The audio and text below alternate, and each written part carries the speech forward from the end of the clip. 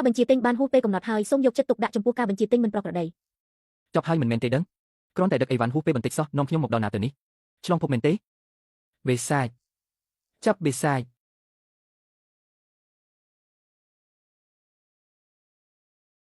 ថ្លឹងធំមែនបេសាចមកពីណាហ៊ានចូលមកក្នុងវាំងលោកមេតបខ្ញុំគ្រាន់តែជាអ្នកដឹកអីវ៉ាន់ម្នាក់ប៉ុណ្ណោះឆែក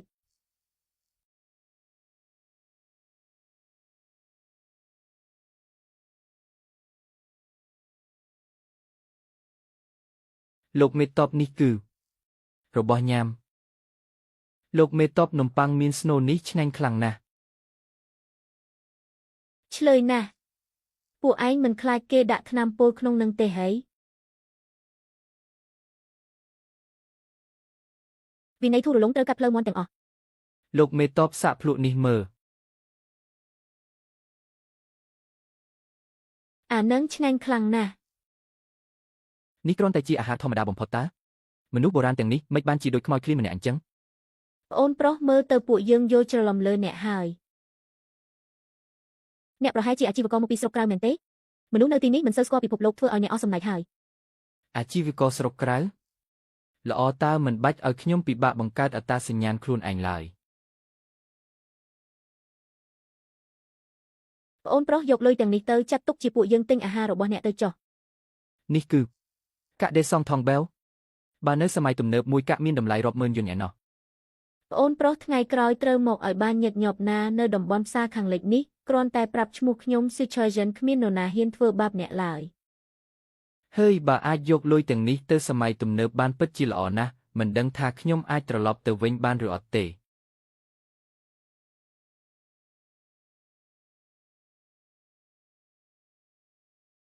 ខ្ញុំពិតជាអាចត្រឡប់មកវិញមែនលេងវែង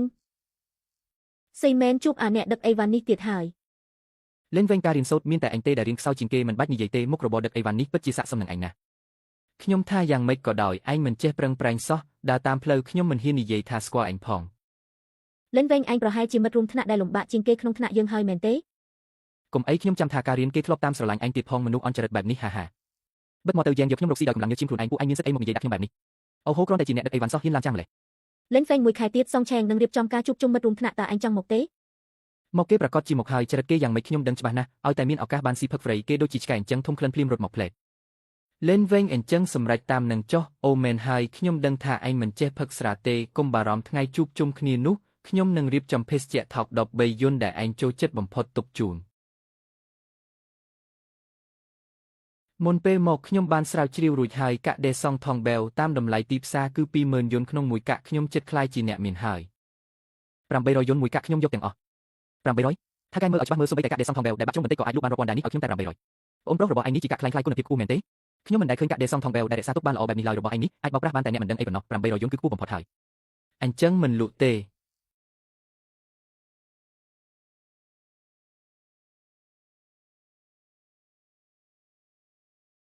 ក្មេងម្នាក់នេះហ៊ានលក់ណាស់កាក់ស្ពាន់ចាស់បែបនេះនៅផ្ទះខ្ញុំមានមួយឡើងទៀតមួយកាក់ 20,000 មានតែមនុស្សល្ងងទេដែលទិញគេជាកូនប្រុសរបស់ផ្ទះយូឡែនដែលធ្វើការដឹកអីវ៉ាន់នឹងតើមួយឆ្នាំរកលុយមិនបានប៉ុន្មានផងសូម្បីតែប្រពន្ធក៏រកមិនបានដែរនេះច្បាស់ជាចង់បានលុយខ្លាំងរហូតដល់ឈួតហើយបងប្រុសឲ្យខ្ញុំមើលកាក់របស់អ្នកបន្តិចមើលពូអញ្ជើញមើលចុះជារបស់ពិតមែនខ្ញុំលេងរបស់បុរាណច្រើនឆ្នាំមកហើយមិនដែលឃើញរបស់ល្អពិតប្រាកដបែបនេះឡើយ50,000យន្តមួយកាក់ខ្ញុំយកទាំងអស់ប៉ុន្មាន50,000កូនប្រុសរបស់យូឡែនមិនខ្លាចជាអ្នកមានហើយទេអញ្ចឹងពូ20,000យន្តក្នុងមួយកាក់ជាតម្លៃទីផ្សារតើ20,000នោះជាតម្លៃកាក់ធម្មតាកាក់របស់អ្នកល្អឥតខ្ចោះបែបនេះម្យ៉ាងទៀតអ្នកហៅខ្ញុំថាពូមិនបោកប្រាស់អ្នកទេតម្លៃដាច់គឺ50,000ទាំងអស់មាន16កាក់សរុប80,000យន្តខ្ញុំផ្ទេរឲ្យអ្នកអរគុណច្រើនពូគ្រាន់តែជាការរកស៊ីប៉ុណ្ណោះមិនបាច់អរគុណទេ80,000យន្តអោព្រះឲ្យគ្រាន់តែកាក់ស្ពាន់ចាស់ប៉ុន្មានកាក់សន្សំបានលុយទិញផ្ទះបាត់ទៅហើយលេងវែងឲ្យខ្ញុំឃើញឯងមានរបៀបល្អតាំងពីដើមមកលេះកូនស្រីអូនជីដូនមួយខ្ញុំមើលទៅពិតជាសំគ្នានឹងឯងណាស់ចាំថ្ងៃក្រោយខ្ញុំណែនាំឲ្យស្គាល់គ្នាណាមីងកូនស្រីប្អូនជីដូនមួយមីងអាយុជិត40ឆ្នាំហើយមែនទេទីបំផុតអាចគេចផុតពីពួកគាត់ហើយ80,000យន្តនេះតើត្រូវដឹកអីវ៉ាន់ប៉ុន្មានឆ្នាំទៅទើបបានលុយប៉ុណ្ណឹងលេងវែងឯងចង់ជប់ធ្វើការមែនទេលេខទូរស័ព្ទសេវាកម្មអតិថិជនថ្ងៃនេះត្រូវគេទៅមកណែនាំតាមតាប់សុទ្ធតែជាការដឹងប្រវត្តិចំពោះឯងការកំងដែលឯងដឹកថ្ងៃនេះអតិថិជនបានរាយការណ៍ថារបស់ញ៉ាំត្រូវបានឯងលួចស៊ីតើមានរឿងអីឲ្យប្រកបទៅ ប្រធានគ្រប់អតិថិជនដែលប្តឹងតវ៉ាទាំងអស់សងតាមតម្លៃការកម្មង់10ដងទៅដោយកាត់ចេញពីប្រាក់ខែរបស់ខ្ញុំចុះលិនវែងឯងម្នាក់ឯងលួចស៊ីរបស់កម្មង់ទាំងនោះអស់មែនអាហាមួយទៀតប្រធានខ្ញុំចង់សុំច្បាប់ឈប់សម្រាប់រយៈពេលវែងពេលណាខ្ញុំត្រឡប់ទៅធ្វើការវិញខ្ញុំនឹងជម្រាបជូនតាមក្រោយអាឡូលិនវែងឯង ជាលេងថ្ងៃនេះមកធ្វើការលឿនម្លេះប្រញាប់សន្សំលុយការប្រពន្ធមែនទេ មានថ្ងៃនេះខ្ញុំមិនធ្វើការទេសូមបាយប្រអប់50ប្រអប់មក 50ប្រអប់ជាលេងឯងទទួលការងារក្រៅផ្ទាល់ខ្លួនមែនទេថាការនេះជាការងារក្រៅផ្លូវការដែលអ្នកទទួលដោយខ្លួនឯងមែនទេ អូយកុំសួរអី មិនអីទេគ្នានេះក៏មិនងាយស្រួលដែរនេះនឹងជួយមើលការខុសត្រូវអាជីវកម្មរបស់អ្នកហើយថែមបាយឲ្យអ្នកបន្តិចទៀត អរគុណមេង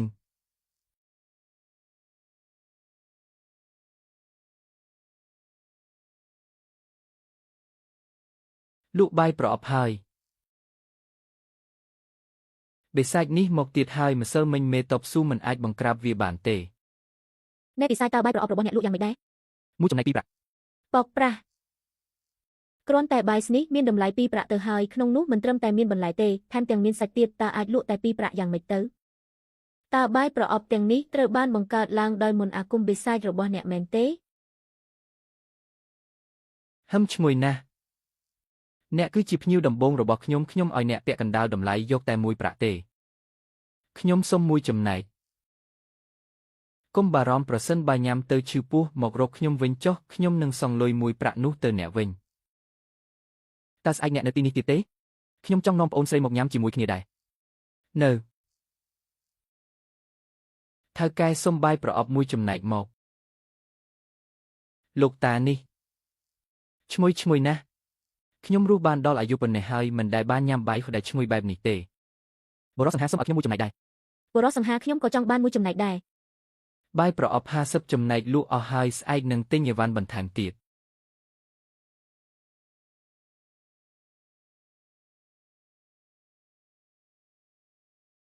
ហត់ពេញមួយថ្ងៃហើយគួរតែផ្ដល់រង្វាន់ដល់ខ្លួនឯងខ្លះភោជនីយដ្ឋាននេះមិត្តរួមការងារធ្លាប់ដើរកាត់ជាច្រើនដងមកហើយប៉ុន្តែមិនដែលហ៊ានចូលទេថ្ងៃនេះខ្ញុំត្រូវតែចូលទៅចាយវាឲ្យអស់ដែរម្ដងអ្នករត់តូលើកម្ហូបមក លីនហ្វុង លីនហ្វុងតើអ្នកមកខុសកន្លែងទេដឹងទេថាយ៉ាងធេងយ៉ាងជាកន្លែងបែបណាសូម្បីតែទឹកស្អាតមួយកែវនៅទីនេះក៏អ្នកមិនអាចទិញបានដែរ លីនហ្វុងទីនេះមិនមែនជាកន្លែងដែលអ្នកដឹកជញ្ជូនអាហារដូចជាអ្នកពូមកទេបើអ្នកចង់ញ៉ាំបាយទៅតូបលក់អាហារខាងមុខទៅរបស់នៅទីនោះថោកជាង ខ្ញុំញ៉ាំបាយនៅទីណាជាសេរីភាពរបស់ខ្ញុំតើអ្នកមានសិទ្ធិអីមកចេះដឹង លីនហ្វុងក៏មិនដឹងគុណគេអីពួកយើងធ្វើនេះគឺដើម្បីល្អសម្រាប់អ្នកទេ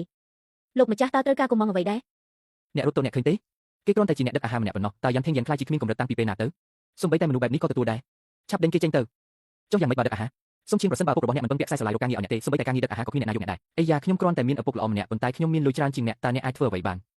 លោកម្ចាស់យ៉ាងថេងយ៉ាងស្វាគមន៍ភ្ញៀវទាំងអស់ប៉ុន្តែយើងមានស្តង់ដារការចំណាយអបអរមាននៅទីនេះ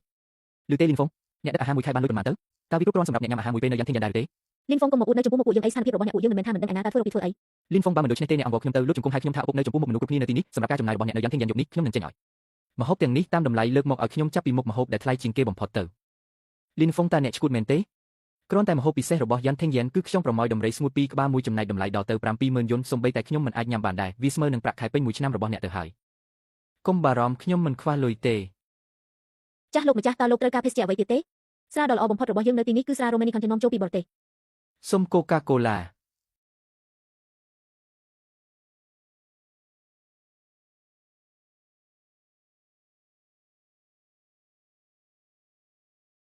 លីនហ្វុងតើអ្នកម្នាក់ឯងញ៉ាំអស់ដែរទេ លីនហ្វុងពួកយើងសុទ្ធតែជាមិត្តរួមថ្នាក់ញ៉ាំមិនអស់វាខ្ជិះខ្ជីណាស់ខ្ញុំនឹងយូរយ៉ាវនឹងជួយចែករំលែកខ្លះអ្នកទាំងពីរពិតជាក្មេងលោភលន់មែនលីនហ្វុងកុំឲ្យតម្លៃហើយមិនយកឲ្យសោះខ្ញុំនឹងយូរយ៉ាវសុកចិត្តញ៉ាំបាយជាមួយអ្នកគឺដើម្បីផ្ដល់កិត្តិយសឲ្យអ្នកទេតើអ្នកគិតថាខ្លួនឯងជាមនុស្សសំខាន់មែនទេ លោកម្ចាស់ប្រសិនបើលោកនៅតែលោឡាខ្លាំងទៀតសូមលោកចាក់ចេញពីយ៉ាងថេងយ៉ាង យូរយ៉ាវខ្ញុំមើលដឹងហើយអាម្នាក់នេះគ្មានលុយទេតែចង់អួតគេគ្រាន់តែជាអ្នកដឹកអាហារម្នាក់តើអាចមានលទ្ធភាពញ៉ាំម្ហូបពេញមួយតូននេះបានយ៉ាងម៉េចរងចាំមើលទៅពេលបងលុយបន្តិចទៀតអាម្នាក់នេះនឹងលេចមុខមាត់ពិតប្រាកដហើយ ត្រូវហើយដល់ពេលនោះទោះបីជាគេចង់ខ្ចីលុយពួកយើងក៏ពួកយើងមិនឲ្យគេខ្ចីជាដាច់ខាត អ្នករត់តុគិតលុយ លោកម្ចាស់សរុបទាំងអស់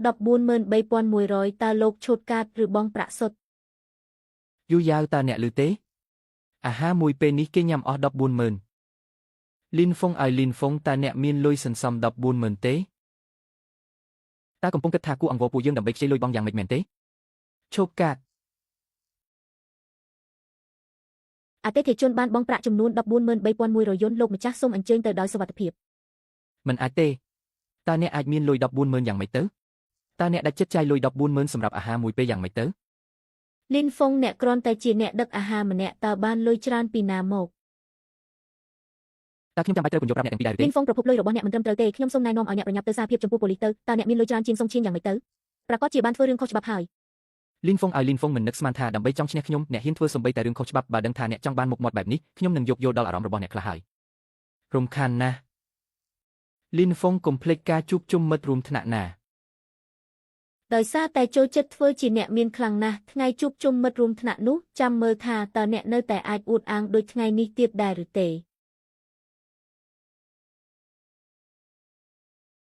ពូឈីនខ្ញុំលីនហ្វុងខ្ញុំមានកតាយងធុងប៉ាវថ្មីមួយកញ្ចប់នៅទីនេះតើពេលណាទៅពូស្រួលហាហាមិត្តតូចលីនហ្វុងអញ្ជើញអង្គុយចុះលឿនឡើងមិត្តតូចលីនហ្វុងយកកាក់ស្ពាន់មកហើយមែនទេមិត្តតូចលីនហ្វុងតើអញបានកាក់ស្ពាន់ទាំងនេះមកពីណាកតាយងធុងប៉ាវកម្រមានណាស់នៅលើទីផ្សារអញអាចយកកតាយងធុងប៉ាវដែលមានគុណភាពល្អច្រើនបែបនេះមកពីដងក្នុងរយៈពេលខ្លីពិតជាមិនគួរឲ្យជឿសោះពូឈីនម្នាក់សុទ្ធតែមានអាថ៌កំបាំងរៀងខ្លួនប៉ុន្តែខ្ញុំអាចធានាចំពោះពូថាប្រភពនៃកាក់ស្ពាន់ទាំងនេះគឺស្អាតស្អំគ្មានមួយណាคล้ายឡើយហាហាហាល្អខ្ញុំជឿឯងមិត្តតូចលីនហ្វុងខ្ញុំនឹងថែមឲ្យឯង10000ទៀតសម្រាប់កាក់នីមួយលើតម្លៃដើមប៉ុន្តែខ្ញុំមានលក្ខខណ្ឌមួយថ្ងៃក្រោយបើឯងមានរបស់ល្អទាំងនេះទៀតត្រូវតែមកជួបខ្ញុំមុនគេល្អមានអតិថិជនធំដូចជាពូឈីនមិនបារម្ភពីរឿងគ្មានម៉ួយទិញកាក់ស្ពាន់ទៀតទេថ្ងៃក្រោយខ្ញុំអាចធ្វើការបានដោយសេរីហើយ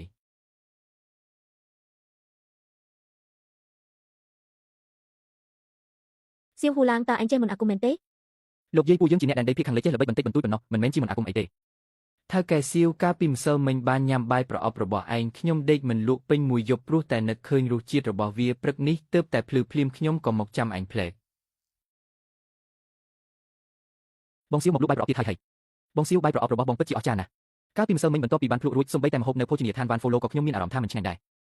អរគុណសម្រាប់ការគាំទ្ររបស់បងប្អូនទាំងអស់គ្នារបស់រកស៊ីតូចតាចទេបើគ្មានការគាំទ្រពីមនុស្សច្រើនបែបនេះទេលីនម្នាក់នេះពិតជាដឹងគុណខ្លាំងណាស់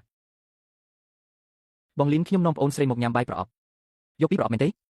មួយប្រអប់បានហើយ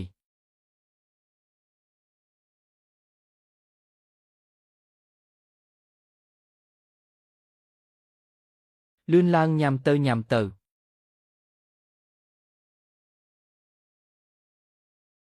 បងប្រុសបងមិនញ៉ាំទេហើយ បងប្រុសញ៉ាំរួចហើយ ពិតជាគូក្មេងដែលមានវាសនាកំសត់មែនក៏ព្រោះតែម្ដាយរបស់ពួកគេស្អាតពេកទើបត្រូវភ្នែកលោកម្ចាស់មីជើងព្រះរាជាហើយបើនាងតូចនោះចេះបត់បែនតាមកាលៈទេសៈក៏ល្អដែរតែបែរជាមានចិត្តស្មោះត្រង់ជ្រុលមិនត្រឹមតែបំផ្លាញខ្លួនឯងទេថែមទាំងបំផ្លាញឪពុករបស់ឪគូនិងឈីងឪទៀតក្មេងទាំងពីរនាក់ទើបតែអាយុប៉ុណ្ណឹងក៏ត្រូវក្លាយជាក្មេងគ្មានឪពុកគ្មានម្ដាយទៅហើយ បងប្រុសលីននេះបងកំពុងតែធ្វើអីហ្នឹងអំបាញ់មិញឯងឲ្យកាក់ស្ពាន់ខ្ញុំពីដងមួយប្រអប់នេះជារបស់ឯងដែលខ្វះតើបាយប្រអប់របស់បងមិនមែនលក់តម្លៃ2ដងទេហើយអញគឺជាអតិថិជនដំបូងរបស់ខ្ញុំថ្ងៃក្រោយឲ្យតែឯងមកគឺបញ្ចុះតម្លៃពាក់កណ្ដាលរហូតបងប្រុសលីនអរគុណបងខ្លាំងណាស់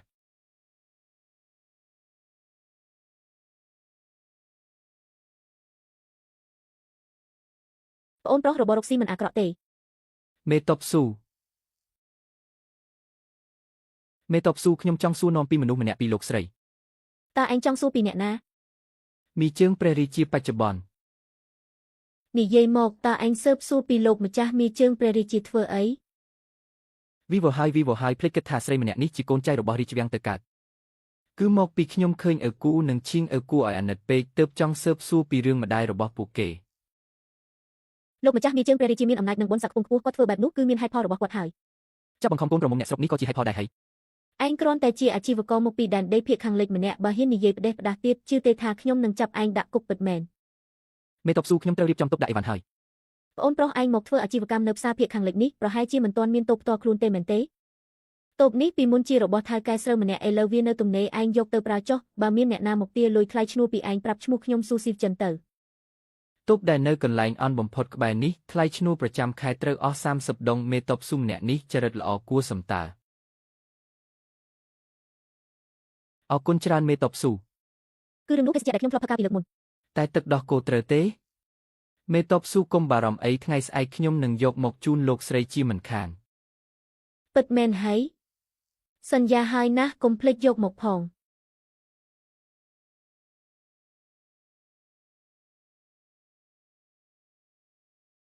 ថៅកែតាជួលតូបកន្លែងនេះបានហើយមែនទេមេតបស៊ូជាអ្នកឲ្យខ្ញុំតើថៅកែខ្សែស្រឡាយរបស់អ្នកមិនតូចទេតើអាចឈោងចាប់ទំនាក់ទំនងជាមួយមេតបស៊ូបានទៀត លីនហ្វុងចុះតែទឹកដោះគោរបស់ខ្ញុំនៅឯណា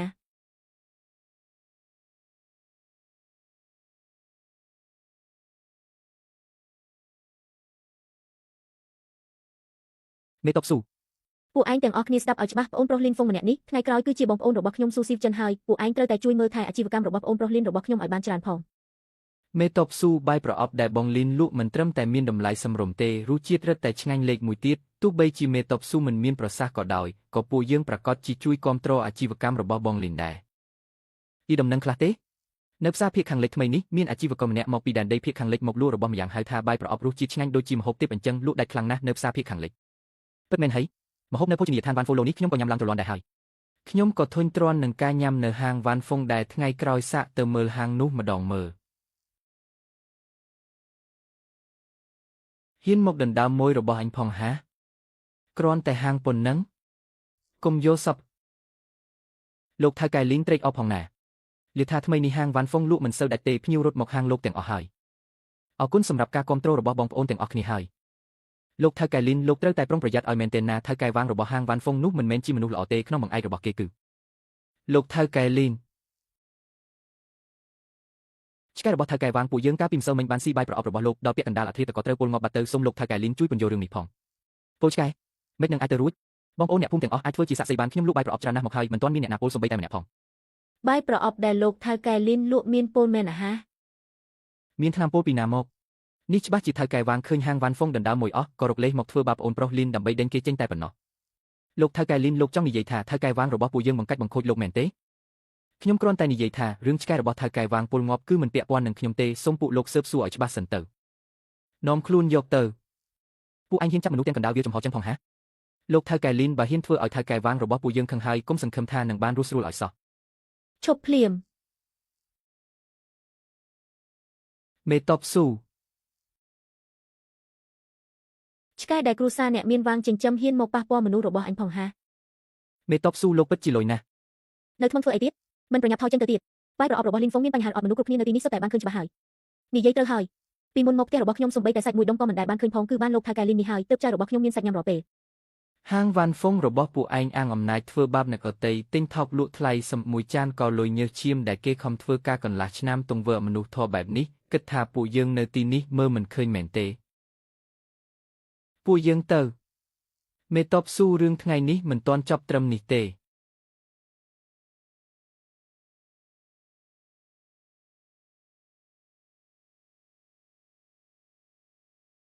មិនអីទេមែនទេមេតបស៊ូតើអ្នកនៅពីក្រោយខ្នងរបស់ថៅកែវាងជាអ្នកណាឲ្យប្រកាសទៅគឺមហាក្សត្រីរឿងនេះបញ្ចប់ត្រឹមនឹងចុះមានខ្ញុំនៅទីនេះពួកគេមិនហ៊ានមកបង្កបញ្ហាឲ្យលោកទៀតទេលោកក៏កុំចង់ទៅសងសឹកទាំងដែលគ្មានសមត្ថភាពអីឲ្យសោះយល់ទេយល់ហើយខ្ញុំទៅល្បាតផ្លូវសិនហើយលោកត្រូវប្រុងប្រយ័ត្នខ្លួនផងបងលីនថៅកែវាងប្រកាសជាមិនព្រមឈប់ត្រឹមនេះទេនៅពីក្រោយខ្នងគេគឺជាមហាក្សត្រីទោះបីជាមេតបស៊ូក៏ប្រហែលជាខ្ញុំដឹងហើយឈួតលបមែនអញជាមនុស្សសម័យទំនើបសោះបែរជាត្រូវមកទ្រាំរងការគៀបសង្កត់ក្នុងសម័យបុរាណបែបនេះអាហានឹកឃើញហើយ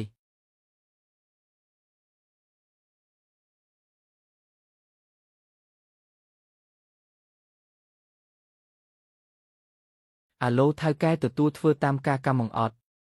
បាទខ្ញុំចង់បានរបស់ដែលកែច្នៃដូចរបស់ពិតមួយទល់នឹងមួយហើយអាចបញ្ចូលភ្លើងបានបងលីនទីបំផុតបងមកដល់ហើយមេតបស៊ូនាងមេតបស៊ូកាត់អីមេតបស៊ូត្រូវបានគេចោទប្រកាន់ពីបទក្បត់ជាតិលួចតាក់ទងជាមួយស្ត្រូវឥឡូវកំពុងត្រូវបានគេស៊ើបសួរនៅក្នុងគុកគងឹតគឺថៅកែវាងជាអ្នកធ្វើវានិយាយផ្ដេសផ្ដាសថ ថៅកែលីនពួកគេបានចាប់ខ្លួនចៅប្រុសរបស់ខ្ញុំទៅហើយថែមទាំងនិយាយថាឲ្យតែខ្ញុំហ៊ានទៅទិញបាយប្រអប់របស់លោកទៀតខ្ញុំនឹងលែងបានជួបមុខចៅប្រុសរបស់ខ្ញុំអស់មួយជីវិតហើយដើម្បីតែបង្ក្រាបការរកស៊ីរបស់ខ្ញុំគេហ៊ានធ្វើរឿងអំនុះធម៌បែបនេះផងហាបងលីនបងប្រហែលជាមិនដឹងទេថៅកែវាងនោះអាងមានមហាក្សត្រីនៅពីក្រោយដែលធ្វើបាបគេពេញទីក្រុងចូលចិត្តធ្វើបាបរាជសាមញ្ញដូចពួកយើងណាស់បងទៅដណ្ដើមមួយរកស៊ីជាមួយគេគឺមិនខុសពីយកសុទ្ធទៅជន់នឹងថ្មឡើយមិនត្រឹមតែតាហួរម្នាក់ទេសូម្បីតែមួយដែលធ្លាប់តែមកទិញបាយប្រអប់របស់បងជាប្រចាំក៏ត្រូវបានថៅកែវាងទៅគំរាមកំហែងទាំងអស់ដែរថ្ងៃក្រោយទោះបីជាបាយប្រអប់របស់បងលក់ថោកយ៉ាងណាក៏ដោយក៏គ្មានអ្នកណាហ៊ានទិញដែរប្អូនប្រុសឲ្យប្រញាប់ចាក់ចេញពីទីក្រុងនេះទៅនាំខ្ញុំទៅហាងវ៉ាន់ហ្វុងថៅកែវាងការងារដែលលោកឲ្យខ្ញុំធ្វើគឺរួចរាល់អស់ហើយបាយប្រអប់របស់អាលីនហ្វុងនោះថ្ងៃក្រោយលែងមានអ្នកណាទិញទៀតហើយសូម្បីតែស៊ូស៊ីវចឹងក៏ត្រូវបានគេបញ្ជូនទៅគុកធំដែរនេះហើយជាលទ្ធផលនៃការហ៊ានមកប្រឆាំងនឹងហាងវ៉ាន់ហ្វុងរបស់ពួកយើង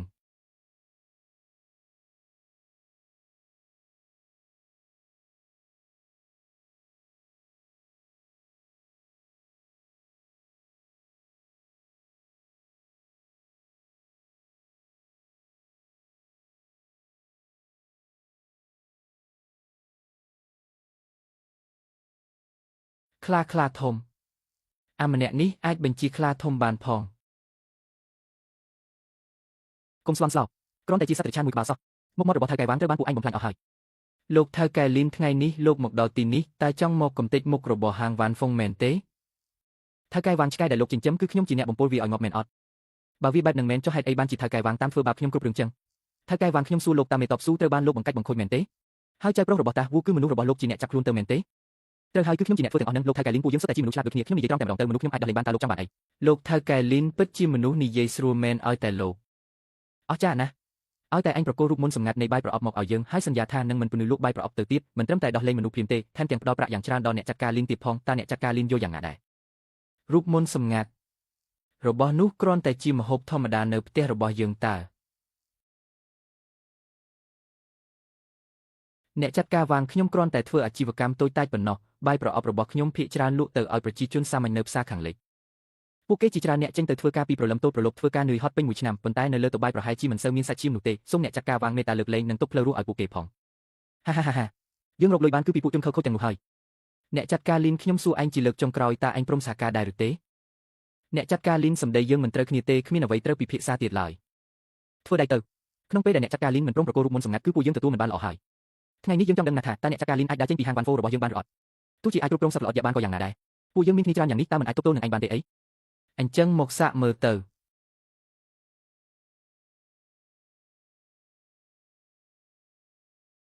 រត់ហើយមេវាចេះមិនអាគមតើក្មេងនេះជាអ្នកណាឲ្យប្រកាសចូលទៅទាំងអស់គ្នានរណាអាចចាប់ក្មេងនោះបានយប់នេះយើងនឹងជួស្រីស្អាតបំផុតនៅក្លឹបឡានសៀងឲ្យទៅកំដរចូលទៅ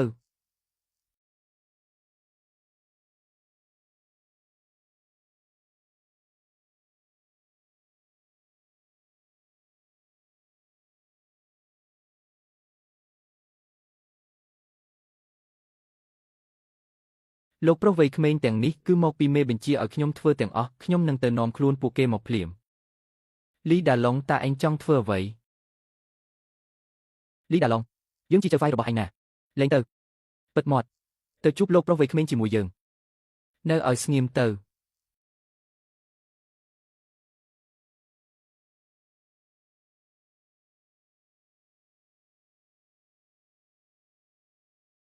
លោកប្រុសលីលែងមនុស្សខ្ញុំនឹងដោះលែងភ្លាមចាប់ពីពេលនេះទៅលោកគឺជាភ្ញៀវកិត្តិយសរបស់ហាងវ៉ាន់ហ្វូមិញនេះតើអ្នកចាត់ការវាងមិនបាននិយាយទេអីថាចង់មើលថាតើខ្ញុំអាចដើរចេញពីហាងវ៉ាន់ហ្វូបានឬអត់ឈួតហេតុអ្វីមិនប្រញាប់លុតជង្គង់សុំទោសលោកប្រុសលីនភ្លាមទៅខ្ញុំជាថ្លើមធំធ្លុះមេឃមែនសូមលោកប្រុសលីនមេត្តាលើកលែងទោសនិងទុកជីវិតឲ្យខ្ញុំផងត្រូវតែឲ្យឆ្កែបំរាននេះដោះលែងចៅប្រុសរបស់មេតបស៊ូលោកតាអ៊ូសិនខ្ញុំមិនទាន់ចង់ដាច់ដោយជាមួយវាទាំងស្រុងនោះទេលោកប្រុសលីនបើលោកនៅតែមិនទាន់បាត់ខឹងទេខ្ញុំនឹងតែកំភ្លៀងវាពី3ដៃទៀតអ្នកចាត់ការវាងតើលោកនៅចង់បានរូបមន្តបាយប្រអប់របស់ខ្ញុំទៀតទេមិនយកទៀតទេលោកប្រុសលីនខ្ញុំមានភ្នែកតែមើលមិនស្គាល់ភ្នំឡើយស្អែកនេះខ្ញុំនឹងនាំចៅប្រុសរបស់មេតបស៊ូនិងលោកតាអ៊ូត្រឡប់ទៅវិញដោយសុវត្ថិភាពខ្ញុំវាងដាហ្វូសូមស្បោះចំពោះមេឃនឹងលេងឆ្លុះប្រកែកជាមួយអ្នកចាត់ការឯទៀតហើយបើមិនដូច្នោះទេសូមឲ្យខ្ញុំវាងដាហ្វូដាច់ពូជគ្មានកូនប្រុសពូជឡើយក្រោកឡើងចុះអ្នកចាត់ការវាងលោកប្រុសលីនប្រាក់ទាំងនេះសូមលោកទទួលយកទៅសង្ឃឹមថាលោកប្រុសលីនអាចបំភ្លេចរឿងរ៉ាវនៅថ្ងៃនេះបានចង់យកប្រាក់កាក់បន្តិចបន្តួចមកដោះស្រាយជាមួយខ្ញុំអីវាងដាហ្វូឯងមើងងាយលីនហ្វុងខ្លាំងពេកហើយដូវីជាកាក់ស្ពាន់ឲ្យខ្ញុំវិញ លោកប្រុសលីនយកកាក់ស្ពាន់ទៅជាមួយវាពិបាកណាស់លោកប្រុសលីនមានបញ្ជាហេតុអ្វីមិនប្រញាប់ទៅចាត់ការភ្លាមទៅមើងនឹកអីលោកប្រុសលីនមានបញ្ជាហេតុអ្វីមិនប្រញាប់ទៅចាត់ការបាទ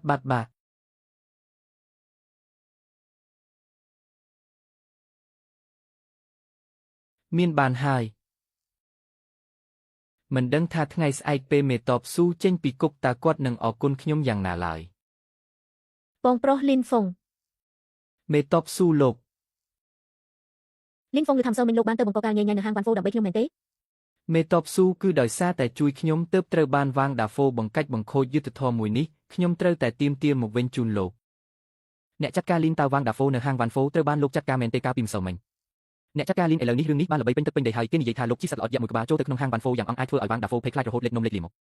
អាវាងដាហ្វូនោះដោយសារមានបង្អែកជាមន្ត្រីធំតែងតែជិះជាន់ពួកយើងជាប្រជាជនសាមញ្ញជាញឹកញាប់អ្នកចាត់ការលីនលោកពិតជាបានជួយសម្រាលទុក្ខលំបាករបស់ពួកយើងពិតមែន លីនហ្វុងលោកពិតជាពូកែណាស់ ខ្ញុំធ្វើបែបនេះក៏ខ្លួនឯងដែរអ្នកចាត់ការលីនសេចក្តីល្អដ៏ធំធេងរបស់លោកខ្ញុំចាស់ទុំម្នាក់នេះនឹងមិនភ្លេចឡើយពេញមួយជីវិតលោកពូអ៊ូរឿងនេះកើតឡើងដោយសារតែខ្ញុំទេលោកមិនបាច់គួរសំពេចឡើយអ្នកចាត់ការលីនជីវិតចៅប្រុសរបស់ខ្ញុំគឺលោកជាអ្នកជួយសង្គ្រោះទៅថ្ងៃមុខទោះបីជាលោកបញ្ជាឲ្យខ្ញុំទៅទីណាខ្ញុំក៏មិនប្រកែកឡើយលោកពូអ៊ូលោកនិយាយហួសហេតុពេកហើយទៅថ្ងៃមុខប្រសិនបើអ្នកណាម្នាក់ត្រូវបានវាងដាហ្វូធ្វើបាបទៀតសូមមកប្រាប់ខ្ញុំចុះឲ្យតែធ្លាប់ទិញបាយប្រអប់ពីខ្ញុំលីនហ្វុងនឹងទាមទារយុត្តិធម៌ជូនអ្នករាល់គ្នាជាមិនខានឈប់និយាយទៅអ្នកចាត់ការលីនយកបាយប្រអប់ឲ្យខ្ញុំមួយចំណែកមក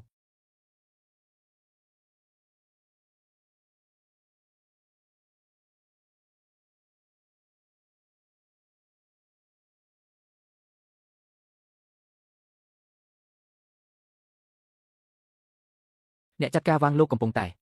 អាលីនហ្វុងចង្រៃនោះគឺដោយសារតែវាទាំងអស់មុខមាត់របស់ខ្ញុំត្រូវបាត់បង់អស់ហើយឥឡូវនេះនៅខាងក្រៅគ្រប់គ្នាត្រឡប់ជាសាច់ចំអកដាក់ខ្ញុំទៅវិញខ្ញុំវាងដាហ្វូតើធ្លាប់រងការប្រមាថបែបនេះពីពេលណាអ្នកគ្រប់គ្រងលីលោកមើលចុះចាប់តាំងពីថ្ងៃនោះមកហាងវ៉ាន់ហ្វូគ្មានមួយសោះតែម្ដងបើនៅតែបែបនេះទៀតតើខ្ញុំត្រូវរីកាជូនលោកមន្ត្រីធំយ៉ាងដូចម្ដេចទៅអ្នកចាត់ការវាងក្នុងពេលដែលហាងវ៉ាន់ហ្វូគឺលោកជាអ្នកមើលការខុសត្រូវជំនួសលោកមន្ត្រីធំហេតុអ្វីមិនរីការឿងនេះជូនគាត់ទៅទោះបីជាក្មេងត្រកូលលីននោះពូកែខាងមិនអាគមយ៉ាងណាក៏ដោយតើវាហ៊ានតាំងជាមួយលោកមន្ត្រីធំដែរឬទេឲ្យតែលោកមន្ត្រីធំចេញមុខនឹងអាចជួយដោះស្រាយបញ្ហានេះជូនលោកជាមិនខានហាធ្វើតាមអ្វីដែលឯងនិយាយទៅ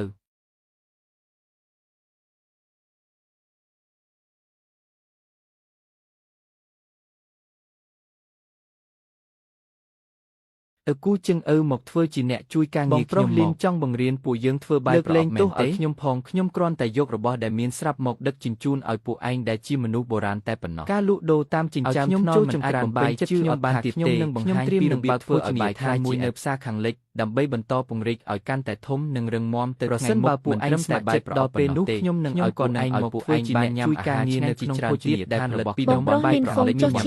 ហើយទទួលបានប្រាក់កម្រៃយ៉ាងល្អទៀតផងលីនហ្វុងដល់ពេលនោះខ្ញុំក៏មកជួយឯងដែរខ្ញុំបានស៊ើបសួរហើយប្រសិនបើចង់បើកភោជនីយដ្ឋាននៅផ្សារខាងលិចក្រៅពីត្រូវជួលតូបហើយនៅត្រូវទទួលបានលិខិតស្នាមពីខាងរាជការទៀតផងរឿងជួលតូបស្រួលនិយាយទេគ្រាន់តែលិខិតស្នាមបាទអញ្ចឹងសូមអរគុណលោកមេតបស៊ូហើយទំនាក់ទំនងរវាងពួកយើងទាំងពីរនិយាយពីអរគុណធ្វើអីលីនហ្វុងចាំមើលថាឯងអាចរស់នៅដោយរីករាយបានប៉ុន្មានថ្ងៃទៀតយកសម្បត្តិនេះទៅភូមិគ្រឹះលោកមានម្ចាស់រាជហើយប្រាប់ថាថៅកែវាងនៃហាងវ៉ាន់ហ្វូមានការងារប្រញាប់ត្រូវតែឲ្យលោកមានម្ចាស់រាជបើកវាក្រោយពេលលោកខឹងរួចលោកបានប្រាប់ថានឹងមិនជ្រៀតជ្រែកអាជីវកម្មរបស់ថៅកែលីននោះទៀតទេធ្វើបែបនេះ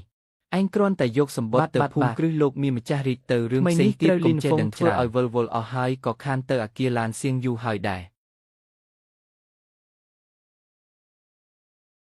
លោកម្ចាស់លោកខានមកលេងខ្ញុំយូរហើយណាហាថ្ងៃនេះខ្ញុំសប្បាយចិត្តណាស់សត្រូវសួរពូជរបស់ខ្ញុំម្នាក់ចិត្តជួបគ្រោះមហន្តរាយហើយបន្តិចទៀតនេះខ្ញុំនឹងស្រឡាញ់ថ្នាក់ខ្ញុំឯងឲ្យបានល្អ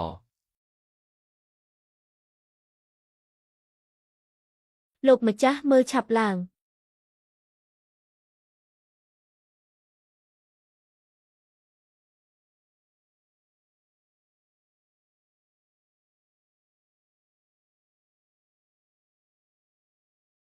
លោកគ្រូពេទ្យនាំខ្ញុំទៅមើលថៅកែវាងបន្តិចទៅ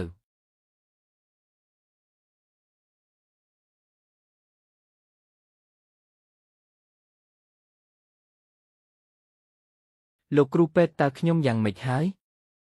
ថៅកែវាងទៅថ្ងៃមុខលោកប្រហែលជាមិនអាចបង្កើតកូនប្រុសបានទៀតទេ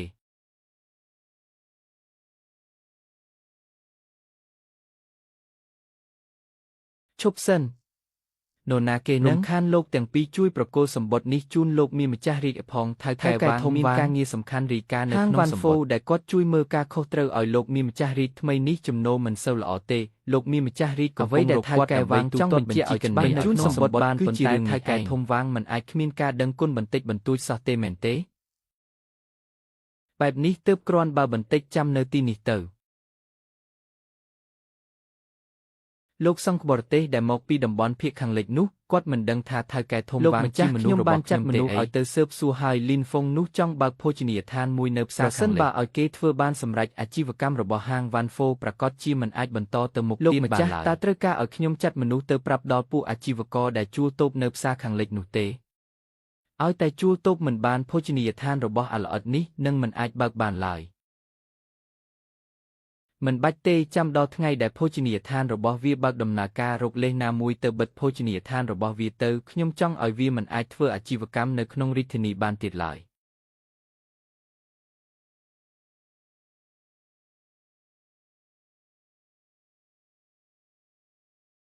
លីនហ្វុងឯងមើលតូបនេះយ៉ាងម៉េចដែរបើឯងគិតថាសំរុំខ្ញុំនឹងទៅជួយឯងចុះបញ្ជីនៅមន្ទីរលំនៅឋានបន្ទាប់ពីទទួលបានលិខិតស្នាមហើយជ្រើសរើសថ្ងៃល្អមួយគឺអាចបើកដំណើរការបានហើយត្រូវធ្វើការហើយរៀបចំតុបតែងភោជនីយដ្ឋានរបស់យើងឲ្យបានល្អទៅតែញាប់ទៅហើយ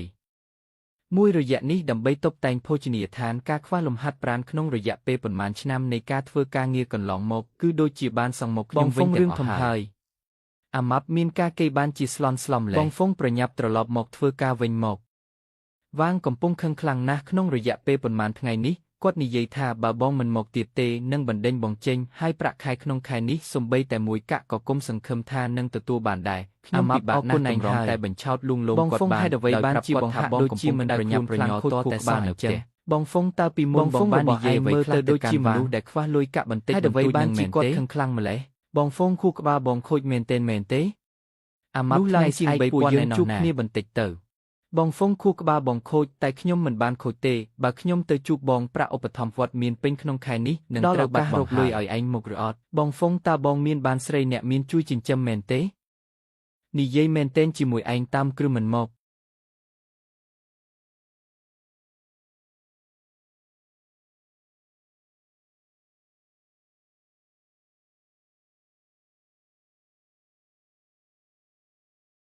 បងហ្វុងបងពិតជាមានបានមែនទេបងហ្វុងបងមានបានមែនទេបានជាហៅខ្ញុំមកកន្លែងថ្លៃបែបនេះមេងឆៅកាលពីមុនពេលពួកយើងដឹកអីវ៉ាន់ជាមួយគ្នាក្តីស្រមៃធំបំផុតរបស់យើងគឺបានមកញ៉ាំអាហារនៅយន្តធានយានេះមួយពេលថ្ងៃនេះខ្ញុំប៉ាវ៉ែងបងហ្វុងតើបងកើតអីហ្នឹងកុំបំភ័យខ្ញុំអីណាកុំបំភ័យខ្ញុំបងហ្វុងបែបនេះខ្ញុំខ្លាចណាស់លោកលីនបងហ្វុងបងជាភ្ញៀវប្រចាំនៅទីនេះមែនទេដូចរដងមុខម្ហូបប្រចាំរបស់ខ្ញុំយកពីចំណែកលោកលីនសូមរងចាំបន្តិចណា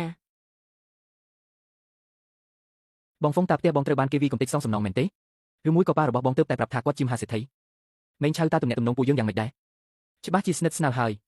កាលពីតូចពួកយើងលួចផឹកស្រាស់ជាមួយគ្នាបើគុំតែបានបងគុំអីខ្ញុំធ្លាក់ក្នុងរណ្ដៅលាមកបាត់ទៅហើយតាំងពីពេលនោះមកខ្ញុំចាត់ទុកបងដូចជាបងប្រុសបង្កើតអញ្ចឹងខ្ញុំមានអាកំបាំងមួយបើបន្តិចទៀតខ្ញុំប្រាប់ឯងត្រូវតែសន្យាថាមិនត្រូវប្រាប់អ្នកផ្សេងជាដាច់ខាតបងហ្វុងទុកចិត្តចុះមេងឆៅខ្ញុំគ្មានចំណុចល្អអីក្រៅពីលក្ខការសម្ងាត់ពូកែឡើយញ៉ាំបាយសិនទៅ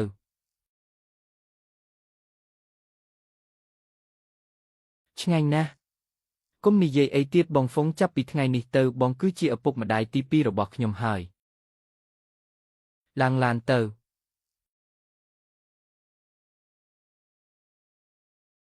បងហ្វុងតើបងចង់នាំខ្ញុំទៅណា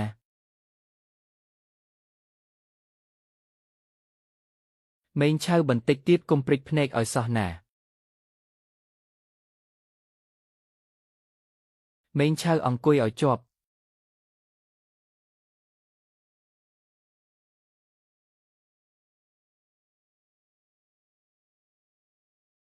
បងហ្វុងទីនេះជាកន្លែងណាលីនហ្វុងម្នាក់នេះជាមិត្តភក្តិរបស់លោកមែនទេស្អាតណាស់បងស្រីម្នាក់នេះបងហ្វុងតើមានរឿងអីហ្នឹងដូចអ្វីដែលឯងឃើញអញ្ចឹងពួកយើងបានធ្វើដំណើរឆ្លងភពមុខសម័យបុរាណហើយឆ្លងភពពិតមែនហា សួស្តីខ្ញុំឈ្មោះស៊ូស៊ីវចិនខ្ញុំនិងលីនហ្វុងជាមិត្តរួមស្លាប់រស់ជាមួយគ្នា សួស្តីខ្ញុំមេងឆៅខ្លាំងណាស់បងហ្វុងបងញ៉ែបានស្រីស្អាតសម័យបុរាណម្នាក់នេះបានសម្រេចហើយមែនទេតើពួកយើងគ្រាន់តែជួយគ្នាទៅវិញទៅមកប៉ុណ្ណោះនាងធ្លាប់ជួយខ្ញុំហើយក្រោយមកនាងត្រូវបានគេធ្វើបាបដោយសាររឿងនេះខ្ញុំក៏បានជួយជីវិតនាងបងហ្វុងកុំមកសម្ដែងជាមួយខ្ញុំអីតាមផ្នត់គំនិតមនុស្សសម័យបុរាណការជួយជីវិតបែបនេះច្បាស់ជាត្រូវយកខ្លួនមកសង្កូនហើយ លីនហ្វុងតើពួកលោកកំពុងនិយាយពីរឿងអីហ្នឹង បងលីនការរៀបចំខាងក្នុងចិត្តរួចរាល់ហើយឪគូនិងឆាំងជឿពិតជាយកចិត្តទុកដាក់នឹងហាងស្រារបស់បងណាស់ពេលបងមិននៅពួកគេបានជួបទៅឡើង6-7ដងឯណោះបងហ្វុងហាងស្រានេះជារបស់បងមែនទេអរគុណអ្នកទាំងអស់គ្នាហើយនេះជាកម្រៃពលកម្មរបស់ពួកឯងអរគុណច្រើនបងលីនកដាយងថងប៉ាវទាំងអស់នេះសុទ្ធតែជាកដាយងថងប៉ាវអញមិនខ្មាស់គេទេអីសំបីតែលុយកូនក្មេងក៏ដណ្ដើមដែរបងហ្វុងខ្ញុំដឹងថាហេតុអ្វីបងមានបានហើយ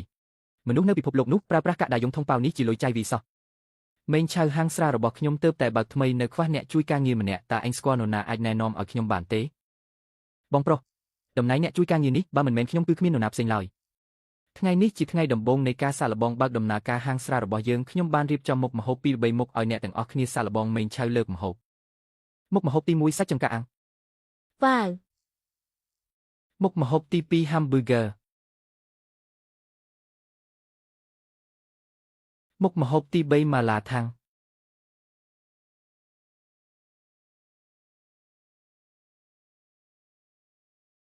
ហឹមឆ្ងាញ់ខ្លាំងណាស់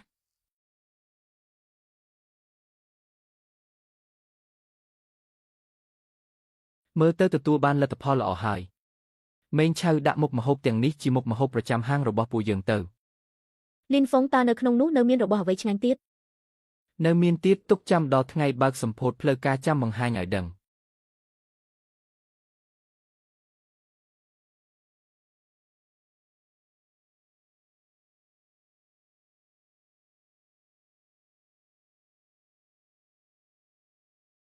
អូខេអ្នកទាំងអស់គ្នាទៅធ្វើការរៀងខ្លួនទៅ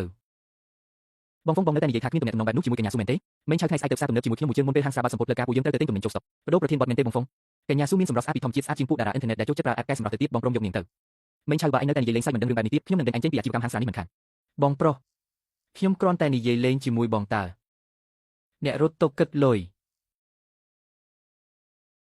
លីនហ្វុង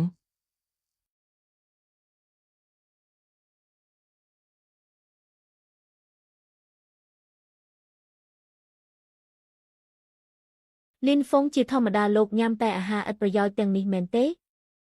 ហាលីនហ្វុងខ្ញុំដឹងបាត់ទៅហើយថ្ងៃនោះនៅយន្តធាននិយាយលោកគ្រាន់តែសម្ដែងធ្វើជាមានបានសោះខ្ញុំប្រាប់ឲ្យមនុស្សដឹកអីវ៉ាន់ម្នាក់សមត្ថភាពអីអាចញ៉ាំអាហារនៅកន្លែងដូចជាយន្តធាននិយាយនោះបាន លីនហ្វុងតើនេះជាការពិតរបស់លោកមែនទេអ្នកដឹកជញ្ជូនអាហារម្នាក់ដូចជាឯងតើអាចមានលទ្ធភាពទៅញ៉ាំអីនៅកន្លែងដូចជាយន្តធានយ៉ាងម៉េចទៅលីនហ្វេងនេះជាកម្រិតជីវភាពប្រកបរបស់អ្នកមែនទេសុំទោសមើលទៅខ្ញុំប្រហែលជាយល់ច្រឡំលើអ្នកពីមុនហើយត្រូវហើយមនុស្សកំសាកដូចជាអ្នកទោះបីជាមានអាជីវកម្មខុសច្បាប់ពិតមែនក៏អ្នកប្រហែលជាមិនហ៊ានធ្វើដែរមែនទេ លីនហ្វេងនិយាយត្រង់មកកាលពីលើកមុនដើម្បីអួតនៅមុខខ្ញុំនិងយូឡាវតើអ្នកបានលក់ផ្ទះនៅស្រុកកំណើតដើម្បីបានលុយ4សែននេះមែនទេសុំឆាំងជាងយូឡាវពួកយើងសុទ្ធតែជាមិត្តរួមថ្នាក់សូមនិយាយស្ដីឲ្យមានការគួរសមបន្តិចទៅម៉ាំងឆៅម្នាក់ដែលល្ងងបំផុតក្នុងថ្នាក់គឺឯងនឹងហើយការនោះសិស្សប្រុសក្នុងថ្នាក់ក្រៅពីឯងគ្រប់គ្នាសុទ្ធតែដើរតាមយើងមានតែឯងម្នាក់គត់ដែលដើរតាមអាសម្រាមលីនហ្វេងនេះលទ្ធផលចុងក្រោយពួកឯងទាំងពីរនាក់ដែលជាកូនញៀកនិងហងកំបាក់សហការគ្នាមកដឹកអាហារចុងក្រោយពិតជាវាសនាសម្រាមជុកសម្រាមមែន លីនហ្វេងឃើញសភាពអ្នកនៅពេលនេះខ្ញុំពិតជាមានអារម្មណ៍ថាសំណាងខ្លាំងណាស់ដែលការនោះជ្រើសរើសសុងឆាំងមិនមែនជ្រើសរើសអ្នក ជាងយូឡាវនាងដឹងទេថាបងហ្វេងរបស់ខ្ញុំឥឡូវនេះអាចរកលុយបានប៉ុន្មានក្នុងមួយថ្ងៃសុងឆាំងការងារគ្មានបែងចែកឋានៈខ្ពស់ទាបឡើយឯងមើលងាយអ្នកដឹកអាហារខ្លាំងម្ល៉េះតើជឿទេថាមានថ្ងៃមួយឯងរស់នៅមិនទាំងស្មើនឹងពួកយើងដែលជាអ្នកដឹកអាហារផងត្រូវហើយការងារគ្មានបែងចែកឋានៈខ្ពស់ទាបឡើយពិតជាសម្ដីដែលចេញពីមាត់របស់មនុស្សសម្រាមពិតមែន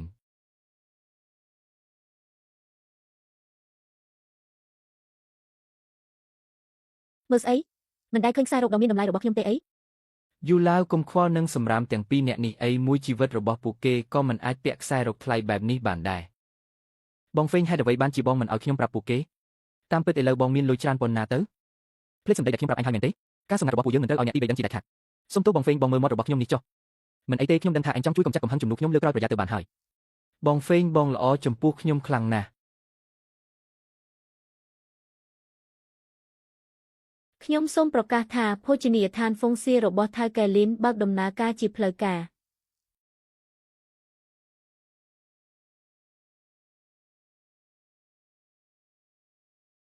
នាំយកអាហារសម្រន់មកជូនអ្នកទាំងអស់គ្នាជាមុនសិន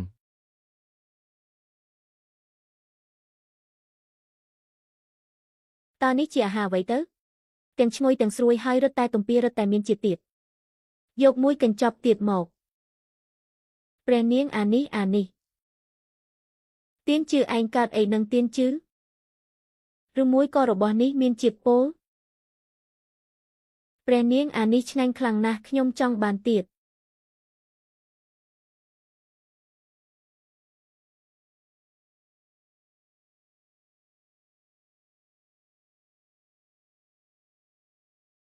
ខ្លាយជាអ្នកមានហើយលើកនេះពិតជាខ្លាយជាអ្នកមានមែនហើយ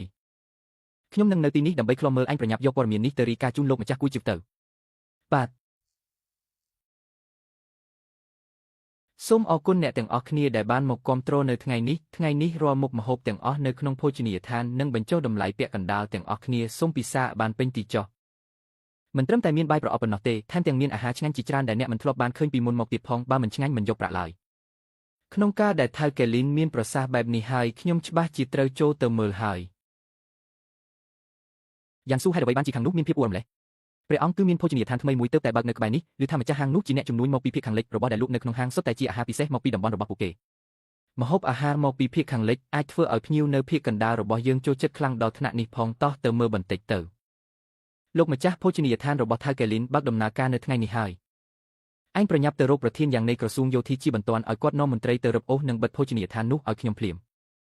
លោកម្ចាស់ក្រសួងយោធាមិនអាចចាប់ខ្លួនមនុស្សដោយគ្មានហេតុផលនោះទេទោះបីជាវាជាបំណងរបស់អ្នកក៏ដោយខ្ញុំច្បាស់ជាដឹងហើយឯងទៅប្រាប់ប្រធានយ៉ាងថាលីនហ្វេងលាក់ទុកអក្រិតជនរបស់រាជវាំងបត់ល្មើសមួយនេះគឺគ្រប់គ្រាន់ហើយអក្រិតជនរបស់រាជវាំងលោកម្ចាស់អ្នកចង់មានន័យថាតើវាមិនមែនជាការទទួលចិញ្ចឹមក្មេងកំព្រា2នាក់ដែលគ្មានផ្ទះសម្បែងទេអីកាលនោះស្រីម្នាក់នោះមិនព្រមតាមខ្ញុំក៏ចាប់ប្តីនាងហើយហែកសាច់ប្តីនាងមួយកាំបិតម្ដងនៅចំពោះមុខនាងបត់ល្មើសដែលខ្ញុំប្រើគឺមួយនេះឯងក្រោយមកស្រីម្នាក់នោះក៏លោតទឹកសម្លាប់ខ្លួនខ្ញុំមានអារម្មណ៍ថាគ្មានន័យក៏បានលើកលែងទោសឲ្យកូនទាំង2នាក់របស់នាងទៅប៉ុន្តែបើក្រឡេកមើលពេលនេះវិញមើលទៅសំបីតែព្រះជាម្ចាស់ក៏មិនចង់ឲ្យខ្ញុំលែងកូនទាំង2នាក់នោះដែរបាទថ្នាក់ក្រោមនឹងទៅចាត់ការភ្លាម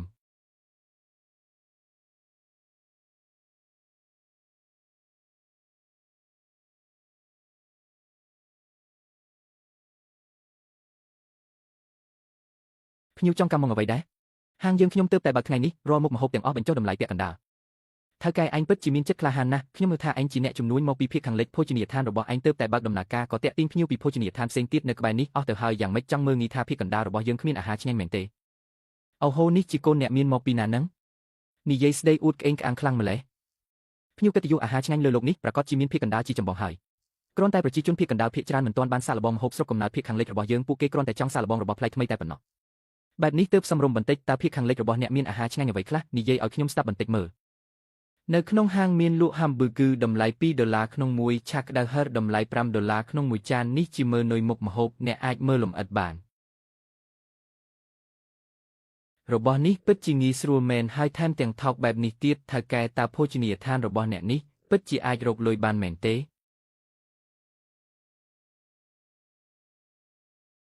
និយាយមកតើរបស់ដែលឯងលក់ទាំងនេះធ្វើឡើងពីអ្វីនិយាយមករបស់ដែលឯងលក់ទាំងនេះធ្វើពីអ្វីខ្លះនោះជា hamburger នោះជាឆ្នាំងក្តៅម៉ាឡា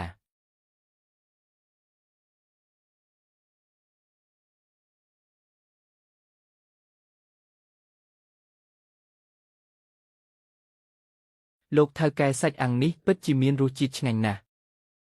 លោកថៅកែខ្ញុំក៏ចូលចិត្តមាន់បំពងរបស់លោកដែររបស់ទាំងនេះសុទ្ធតែលក់ក្នុងតម្លៃតែប៉ុន្មានកាក់ប៉ុណ្ណោះ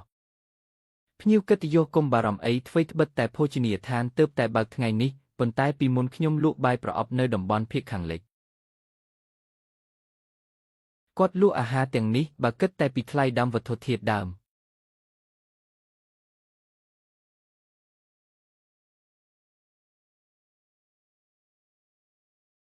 បើពិតជាដូច្នេះមែនភាគខាងលិចប្រហែលជាមានការរីកចម្រើនខ្លាំងណាស់ទៅហើយភ្ញៀវកិត្តិយសយកអាហារដែលពួកគេកំពុងញ៉ាំមកឲ្យខ្ញុំមួយមុខមួយចំណែកផង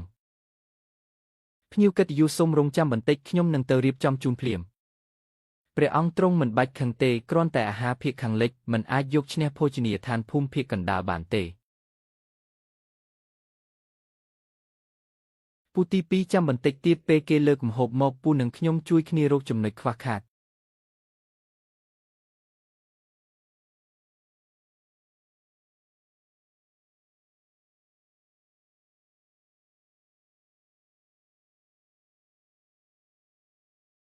ភ្ញៀវកិត្តិយសទាំងពីរនាក់តើពេញចិត្តនឹងមុខម្ហូបរបស់ហាងយើងខ្ញុំដែរឬទេ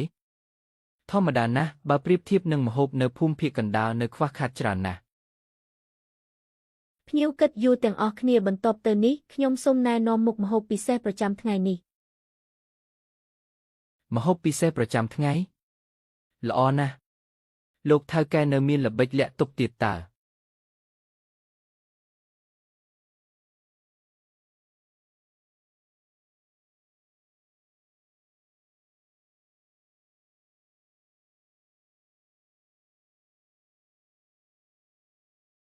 តើនេះជាអ្វីទឹកម្ទេសតើមានអ្នកណាធ្លាប់ធ្វើពីទឹកម្ទេសទេឬមួយជាផលិតផលពិសេសពីភាគខាងលិចទៀតហើយលោកថៅកែតើទឹកម្ទេសនេះត្រូវញ៉ាំយ៉ាងដូចម្ដេចយកទៅភ្លាក់មើលលោកថៅកែយកមកឆ្ងាញ់ណាស់ Hamburger នេះឆ្ងាញ់ជាងរសជាតិមុននេះមិនក្រោម10ដងទេលោកថៅកែតើអាចឲ្យខ្ញុំភ្លាក់ទឹកម្ទេសនេះដែរបានទេលោកថៅកែលោកមិនអាចឲ្យអាម្នាក់នេះស៊ីម្នាក់ឯងបានទេពូគួយជួយចែកទឹកម្ទេសឲ្យអ្នកទាំងអស់គ្នាផងម្នាក់មួយស្លាបព្រាកុំឲ្យពួកគេដណ្ដើមគ្នា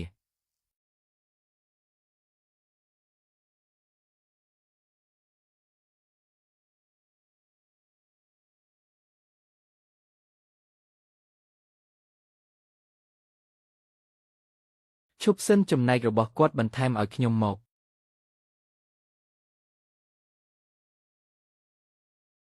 ទឹកម្ទេសដែលនៅសល់កន្លះដប់នេះមិនដឹងជាមានភ្ញៀវរូបណាចង់ទិញយកទៅទេលោកថៅកែកុំលាក់លៀមទៀតអីប្រាប់តម្លៃមកតើលក់តម្លៃប៉ុន្មានកាក់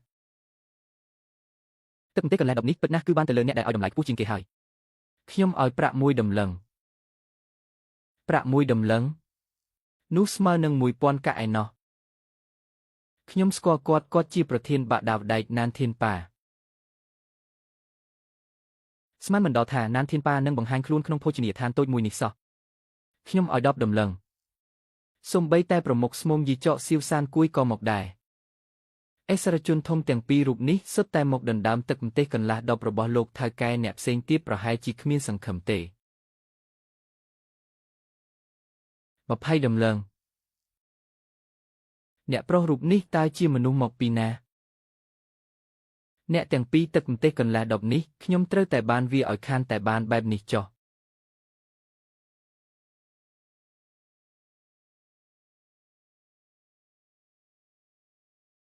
ខ្ញុំឲ្យ30ដំឡឹង40ដំឡឹង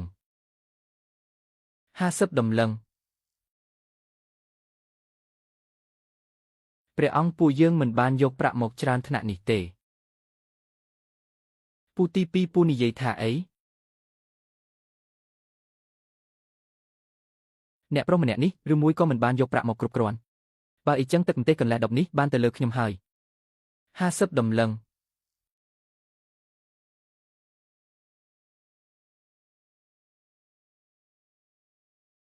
លោកម្ចាស់ហាងខ្ញុំយករបស់នេះមកដូរជាមួយទឹកម្ទេសរបស់លោកនេះជាគុយខ្យងសមុទ្រខាងត្បូងគុយខ្យងសមុទ្រខាងត្បូងក៏មករកបានណាស់បើរបស់នេះជាការពិតអ្នកប្រុសរូបនេះហ៊ានយកគុយខ្យងសមុទ្រខាងត្បូងមកដូរនឹងទឹកម្ទេសកន្លះដប់របស់លោកថៅកែព្រះអង្គនោះគ្រាន់តែជាគ្រឿងផ្សំមួយដប់ប៉ុណ្ណោះទ្រង់មិនចាំបាច់ប្រើរបស់មានតម្លៃតើអ្នកពិតជាត្រូវប្រើរបស់មានតម្លៃបែបនេះមែនទេបងប្រុសគុយខ្យងសមុទ្រខាងត្បូងជាទ្រព្យសម្បត្តិដ៏កម្រមានតែតម្លៃក៏ប៉ុណ្ណោះមនុស្សធម្មតាមិនអាចមានឱកាសប៉ះពាល់បានឡើយគុយខ្យងរបស់អ្នកនៅទីនេះប្រហែលជាคล้ายៗទេដឹងពិតឬคล้ายៗអ្នកសាកល្បងមើលទៅនឹងដឹងហើយវាជាការពិតពន្លឺចែងចាំងនេះនិងទម្ងន់កន្លះលីនេះវាពិតជាគុយខ្យងសមុទ្រខាងត្បូងពិតប្រាកដមែនមើលទៅទឹកម្ទេសកន្លះដប់របស់ថៅកែលីនត្រូវបានលោកប្រុសម្នាក់នេះយកទៅហើយសូម្បីតែគុយខ្យងសមុទ្រខាងត្បូងក៏បង្ហាញខ្លួនដែរលោកណានធានប៉ានិងលោកឆៅសានគង់ទាំងពីរនាក់ប្រហែលជាមិនអាចដេញថ្លៃខ្ពស់ជាងនេះទៀតទេមែនទេនោះជាគុយខ្យងសមុទ្រខាងត្បូងជាទ្រព្យសម្បត្តិមិនអាចកាត់ថ្លៃបានពិតប្រាកដទោះបីជាមានប្រាក់ច្រើនប៉ុណ្ណាក៏គ្មានប្រយោជន៍ដែរ លោកប្រុសពីមុនមកខ្ញុំមានការប្រមាថច្រើនសូមសួរថាតើលោកជាកូនប្រុសមកពីគ្រួសារណារឿងរបស់លោកប្រុសយើងអ្នកកុំសូវចង់ដឹងអីថៅកែលីនហេតុអ្វីមិនប្រញាប់យកទឹកម្ទេសមកជូនលោកប្រុសម្នាក់នេះទៅថៅកែលីនថ្ងៃនេះអ្នកពិតជាសំណាងធំណាស់ទឹកម្ទេសមួយដបបែរជាអាចបដូរយកគុជខ្យងសមុទ្រខាងត្បូងដ៏មានតម្លៃបែបនេះបានថៅកែតើអ្នកកំពុងរងចាំអ្វីទៀតរបស់នេះអាចបដូរជាកាក់ស្ពាន់បានទេថៅកែលីនតើគូក្បាលរបស់អ្នកមានបញ្ហាអ្វីទេនេះជាគុជខ្យងសមុទ្រខាងត្បូងទោះបីជាយកកាក់ស្ពាន់ទាំងអស់ក្នុងទីក្រុងទាំងមូលមកបូកបញ្ចូលគ្នាក៏ដោយក៏ប្រហែលជាមិនអាចបដូរយកគុជខ្យងសមុទ្រខាងត្បូងកន្លះគ្រាប់បានផងថៅកែលីនអ្នកប្រហែលជាមិនធ្លាប់ឃើញរបស់មានតម្លៃបែបពីមុនមកទេមែនទេវាមិនមែនគ្រាន់តែជាគុជខ្យងទេនៅផ្សារបន្លែតូចមួយនៅខាងក្រោមរបស់ខ្ញុំគេលក់រាប់រយគ្រាប់ក្នុងមួយថង់ធំមានន័យថាបដូរមិនបានមែនទេបដូរមិនបានទេគុជខ្យងសមុទ្រខាងត្បូងមានតម្លៃមហាសាលទោះបីជាអ្នកយកវាទៅហាងបញ្ចាំធំបំផុតក្នុងទីក្រុងក៏ដោយហើយទោះបីជាថៅកែបញ្ចាំហាងទាំងមូលក៏ដោយក៏នៅតែមិនអាចរកប្រាក់មកបដូរយកគុជខ្យងសមុទ្រខាងត្បូងនេះបានដែរថៅកែប្រញាប់យកទឹកម្ទេសមួយដបនោះមកមុនពេលដែលខ្ញុំស្ដាយក្រោយអ្នកភ្ញៀវកិត្តិយសលោកចង់ចំណាយប្រាក់50 ដំឡឹងដើម្បីបដូរយកទឹកម្ទេសដបនេះមែនទេតើលោកចង់បដូរជាមួយខ្ញុំមែនទេ50 ដំឡឹងពេលបង់ប្រាក់រួចទឹកម្ទេសកន្លះដបនេះជារបស់លោកហើយអាល្អិតឯងព្រះអង្គមិនអាចធ្វើបែបនេះបានទេថៅកែលីនតើអ្នកមិនបានលេបថ្នាំខុសទេអីបោះបង់គុជខ្យងសមុទ្រខាងត្បូងមិនយកបែរជាចង់បានប្រាក់50 ដំឡឹងទៅវិញថៅកែលីនតើអ្នកពិតជាមិនដឹងថាគុជខ្យងសមុទ្រខាងត្បូងមានតម្លៃប៉ុណ្ណាទេមែនទេថៅកែហេតុអ្វីបានជាអ្នកមិនយកគុជខ្យងសមុទ្រខាងត្បូងរបស់ខ្ញុំថ្ងៃនេះអ្នកត្រូវតែផ្ដល់ការពន្យល់ដល់ខ្ញុំបើមិនដូច្នោះទេជឿមិនជឿថាខ្ញុំនឹងកំទេចហាងចាស់របស់អ្នកចោលថៅកែលីនគុជខ្យងសមុទ្រខាងត្បូងនេះខ្ញុំទើបតែបានពិនិត្យមើលរួចហើយគ្មានបញ្ហាអ្វីទេវាពិតជាគុជខ្យងសមុទ្រខាងត្បូងពិតប្រាកដមែនថៅកែលីនអ្នកត្រូវគិតឲ្យបានច្បាស់លាស់ប្រាក់អាចរកបាននៅពេលណាក៏បានប៉ុន្តែគុជខ្យងសមុទ្រខាងត្បូងពិតជាទ្រព្យសម្បត្តិដែលមនុស្សជាច្រើនចង់បានតែរកមិនបានឡើយតើមានប្រយោជន៍អ្វីរបស់នេះខ្ញុំយកទៅវិញវាមិនមានតម្លៃស្មើនឹងកាក់ស្ពាន់មួយផងសំទោសលោកប្រុសខ្ញុំជាមនុស្សសាមញ្ញស្គាល់តែប្រាក់កាក់ស្ពាន់ប្រាក់អាចរកកាក់ស្ពាន់បានទេតែអ្នកបានយកបបៃតងរបស់អ្នកនេះមិនអាចទេយ៉ាងទៀតតើទឹកម្ទេសមួយដបរបស់ខ្ញុំនេះមានតម្លៃអ្វីទៅប្រៀបធៀបនឹងគុជខ្យងសមុទ្រខាងត្បូងរបស់លោកប្រុសបានលោកប្រុសក៏ជាភ្ញៀវនៅក្នុងហាងរបស់ខ្ញុំដែរតើខ្ញុំអាចឲ្យលោកប្រុសខាត់បង់ដោយរបៀបណាច្បាស់ជាមិនចង់បដូរជាមួយខ្ញុំទេភ្ញៀវកិត្តិយសប្រាក់50 ដំឡឹងទឹកម្ទេសដបនេះជារបស់លោកហើយល្អចាំបន្តិចត្បូងថ្មនេះជាវត្ថុតំណាងស្នេហាដែលព្រះនាងម្ចាស់ទ្រង់បានប្រទានមកខ្ញុំកាលពីឆ្នាំនោះបើគេដឹងថាបាត់ព្រះនាងម្ចាស់ច្បាស់ជាធ្វើបាបខ្ញុំនាងនៅហងពណ៌ស្បែកតងនេះយ៉ាងហោចណាស់ក៏មានតម្លៃ200 ដំឡឹងដែរតើអ្នកមិនចង់បានកាក់ស្ពាន់ទេយកវាទៅបដូរទៅ200 ដំឡឹងលោកប្រុសត្បូងថ្មនោះគឺពូយ៉ានរឿងនេះកុំប្រាប់ព្រះនាងម្ចាស់ឲ្យសោះព្រះអង្គគ្រាន់តែដើម្បីទឹកម្ទេសកន្លះដបនោះប្រសិនបើវាធ្វើឲ្យខុសទំនាក់ទំនងរវាងព្រះអង្គនិងព្រះនាងម្ចាស់តើវាមានតម្លៃទេពូយ៉ានព្រះបរិទ្ធបតាមិនមែនតែងតែស្ដីបន្ទោសខ្ញុំថាគ្មានការងារធ្វើនឹងខ្ជិលច្រអូសទេបើខ្ញុំយកទឹកម្ទេសដបនេះទៅថ្វាយព្រះបរិទ្ធបតាតើអាចបិទមកត្រង់បានទេភ្ញៀវកិត្តិយសត្បូងថ្មនេះមានតម្លៃ200 ដំឡឹងតើលោកចង់បន្តដំឡើងថ្លៃទៀតទេទឹកម្ទេសជារបស់គេហើយខ្ញុំសូមប្រកាសថាទឹកម្ទេសជារបស់លោកប្រុសម្នាក់នេះការិយាល័យយោធាកំពុងចាត់ការរឿងក្តីមនុស្សមិនពាក់ព័ន្ធសូមប្រញាប់ជិះចេញជាបន្ទាន់ជិះចេញតើពួកអ្នកចង់ធ្វើអ្វីការិយាល័យយោធាហេតុអ្វីបានជាមនុស្សមកពីការិយាល័យយោធាមកទីនេះការិយាល័យយោធាទទួលខុសត្រូវក្នុងការចាប់ខ្លួនជនល្មើសរបស់រាជវាំងតើអាចមកដើម្បីចាប់ថៅកែណានិងមេបច្ឆៅទាំងពីរនាក់ទេលោកឧត្តមសេនីយ៍ស៊ូយើងខ្ញុំទទួលបានបញ្ជាពីប្រធានយ៉ាងឲ្យមកចាប់ខ្លួនជនល្មើសសូមលោកឧត្តមសេនីយ៍ស៊ូកុំលូកដៃក្នុងរឿងនេះអីក្មេងទាំងពីរនាក់នេះតើពួកគេមានទោសអ្វីពួកគេបានព្យាយាមធ្វើឃាតលោកមាព្រះរាជាតើអ្នកនិយាយអ្វីឪពុករបស់ពួកគេកាលពីឆ្នាំនោះជាជនល្មើសរបស់រាជវាំងដែលត្រូវបានលោកមាព្រះរាជាផ្ទាល់បញ្ជូនទៅក្នុងគុកឥឡូវនេះមានគេប្តឹងថាពួកគេចង់សងសឹកឲ្យពុកប្រធានយ៉ាងឲ្យយើងនាំក្មេងទាំងពីរនាក់នេះទៅវិញដើម្បីសួរចម្លើយយ៉ាងតឹងរ៉ឹងឯងនិយាយកុហកក្មេងទាំងពីរនាក់នេះច្បាស់ជាមិនដែលទៅវិមានលោកមាព្រះរាជាផងយើងសង្ស័យថាថៅកែភោជនីយដ្ឋាននេះមានចេតនាការពារជនល្មើស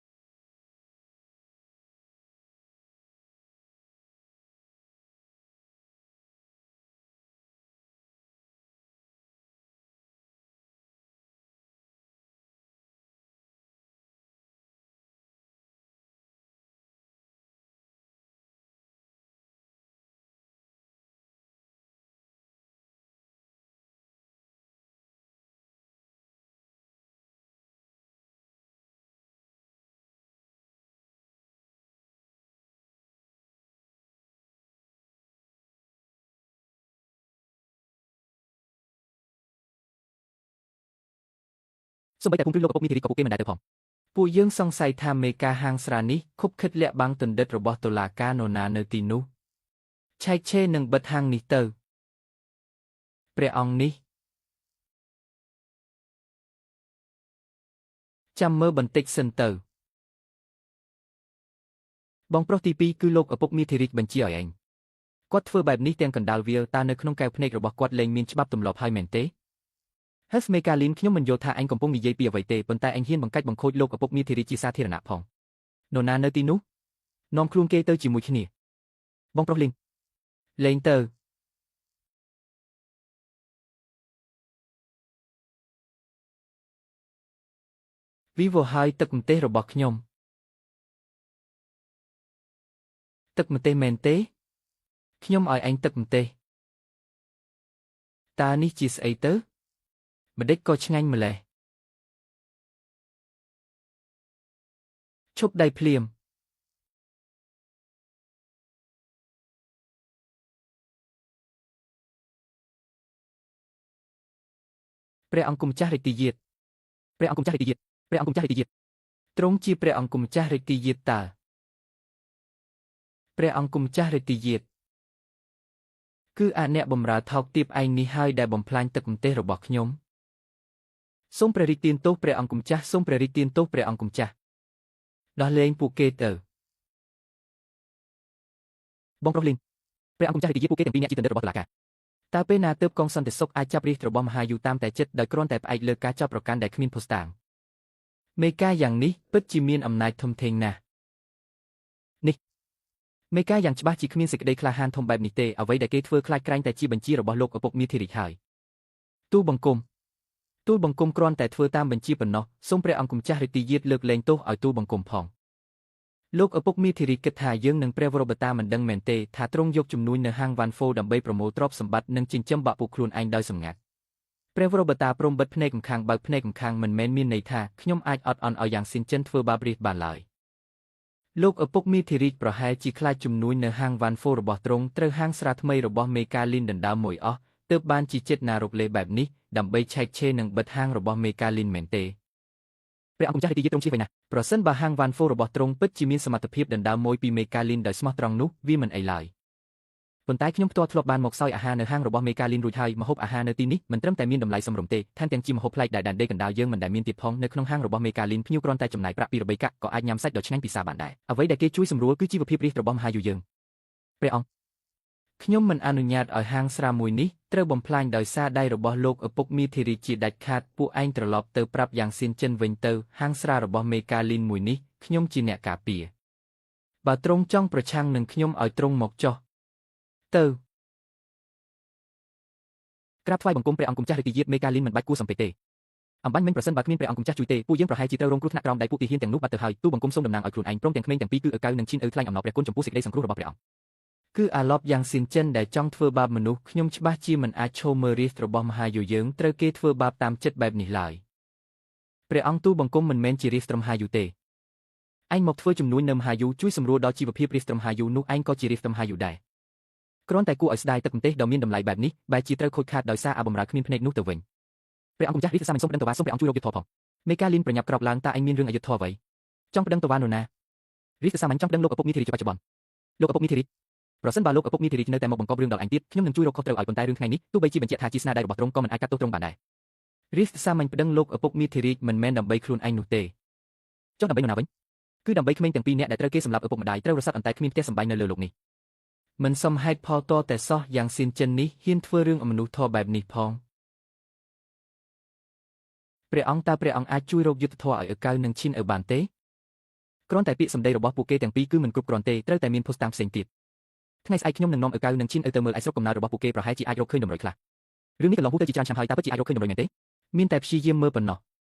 មេកាលីនឲ្យតែឯងអាចស្វែងរកភស្តុតាងរឹងមាំបញ្ជាក់ថាឪពុកម្ដាយរបស់ក្មេងទាំងពីរនាក់ត្រូវគេសម្លាប់ពិតជាស្នាដៃរបស់លោកឪពុកមីធីរីមែនខ្ញុំនឹងជួយរកខុសត្រូវឲ្យពួកគេដោយត្រូវតែឲ្យលោកឪពុកមីធីរីទទួលទោសដែលសមស្របព្រះអង្គម្ចាស់រាជទាយាទតើទ្រង់ពិតជាស្ម័គ្រព្រះតីជួយពួកយើងមែនទេទោះជាយ៉ាងណាក៏លោកឪពុកមីធីរីជាព្រះមាតារបស់ខ្ញុំបានសោយទីវង្គតតាំងពីប៉ុន្មានឆ្នាំមុនម្លេះរីឯមាតាដែលនៅក្នុងវាំងបច្ចុប្បន្នគឺជាអាគមហេសីក្រោយទេព្រះអង្គម្ចាស់សូមទ្រង់កាត់ព្រះតីមេកាលីនពេលនេះពួកយើងមានគោលដៅរួមគ្នាហើយលោកឪពុកមីធីរីប៉ុន្មានឆ្នាំនេះបានចិញ្ចឹមទ័ពឯកជនបណ្ដោះបាក់ពួកខ្លួនឯងដោយសម្ងាត់អំណាចកាន់តែធំឡើងរហូតលែងគោរពព្រះវរបតានៅក្នុងកែវភ្នែកហើយប្រសិនបើឯងអាចជួយខ្ញុំដកបន្លាមួយដើមនេះចេញពីកែវភ្នែករបស់ព្រះវរបតាបានខ្ញុំក៏មិនធ្វើឲ្យមេកាលីនខកបំណងដែរព្រះអង្គម្ចាស់រឿងនៅក្នុងរាជវាំងទូលបង្គំមិនយល់ទេរាជសាមញ្ញគ្រាន់តែមិនចង់ចូលមើលឪពុកម្ដាយរបស់ក្មេងទាំងពីរនាក់ត្រូវស្លាប់ដោយក្តីអយុត្តិធម៌ប៉ុណ្ណោះ មេកាលីនខ្ញុំពិតជាមើលមិនខុសមនុស្សមែនមេកាលីន3ថ្ងៃក្រោយខ្ញុំនឹងមកលេងហាងស្រារបស់ឯងម្ដងទៀតយ៉ានស៊ូពួកយើងក៏ត្រូវត្រឡប់ទៅវិញដែរព្រះអង្គយាងតាមផ្លូវនេះ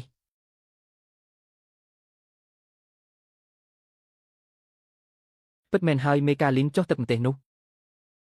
ណែថៅកែលីនក្នុងពេលដែលទឹកម្ទេសអស់ហើយតើលោកអាចហុចដុំត្បូងនោះមកខ្ញុំវិញបានទេថៅកែលីនទឹកម្ទេសត្រូវបានគេធ្វើឲ្យបែកអស់ហើយគ្មានទេត្បូងនោះសូមថៅកែលីនប្រគល់មកខ្ញុំវិញមកព្រះអង្គម្ចាស់ហុចត្បូងមកឲ្យទូបង្គំវិញល្អជាងចាំព្រះអង្គយាងមកលើកក្រោយទូបង្គំនឹងរៀបចំថ្មីមួយដបទៀតថ្វាយពិតមែនទេថៅកែលីនលោកមិនបានបោកប្រាស់ខ្ញុំទេមែនទេទឹកម្ទេសជារបស់ដ៏មានតម្លៃណាស់ប៉ុន្តែដបវលដែលប្រើសម្រាប់ដាក់នោះក៏មានតម្លៃមិនដែរលើកក្រោយពេលខ្ញុំមកលោកពិតជាអាចរកឲ្យខ្ញុំមួយដបទៀតមែនទេលោកចង់ឲ្យខ្ញុំទៅទិញដុំពីផ្សារទំនើបមកឲ្យមែនទេ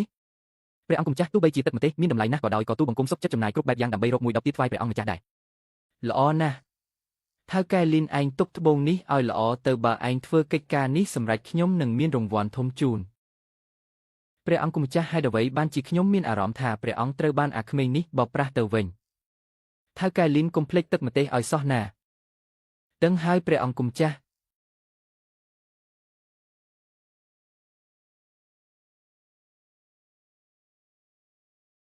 មានលុយដែលយងតុងប៉ាវច្រើនម្លេះ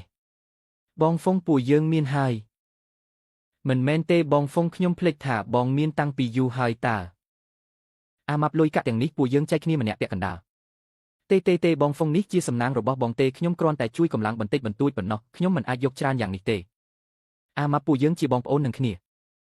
ដោយសារតែបងជាបងប្អូនល្អបំផុតរបស់ខ្ញុំទើបខ្ញុំមិនអាចកេងចំណេញពីបងបានទេបងហ្វុងខ្ញុំសុំយកពីកាក់នេះទៅចុះឲ្យតែថ្ងៃក្រោយបងឲ្យខ្ញុំដើរតាមបងទៀតនោះហើយជារង្វាន់ធំបំផុតសម្រាប់ខ្ញុំអាម៉ាប់ខ្ញុំពិតជាមិនខុសមែនដែលរាប់អានឯងជាមិត្ត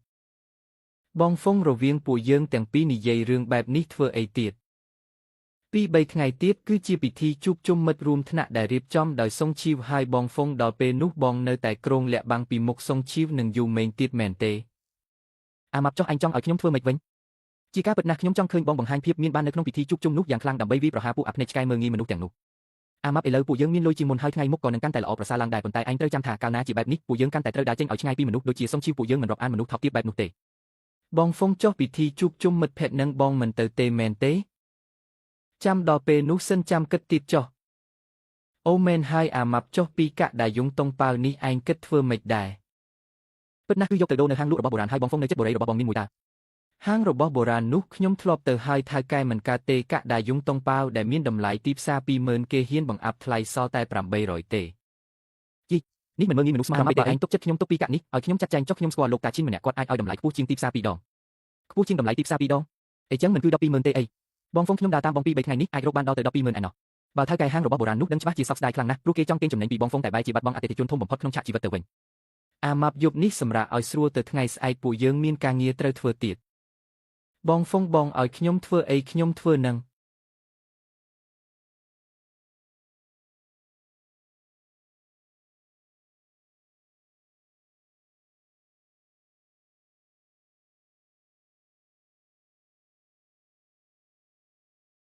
អាក្តុបអាស្គុំនៅចាំផ្ទះរបស់ឯងនៅឯណាទេអាក្តុបអាស្គុំបើចង់ឲ្យឃាតករដែលសម្លាប់ឪពុកម្ដាយឯងត្រូវទទួលទោសតាមច្បាប់នេះគឺជាឧបសគ្គដែលឯងត្រូវតែជំនះឲ្យបានតោះទៅ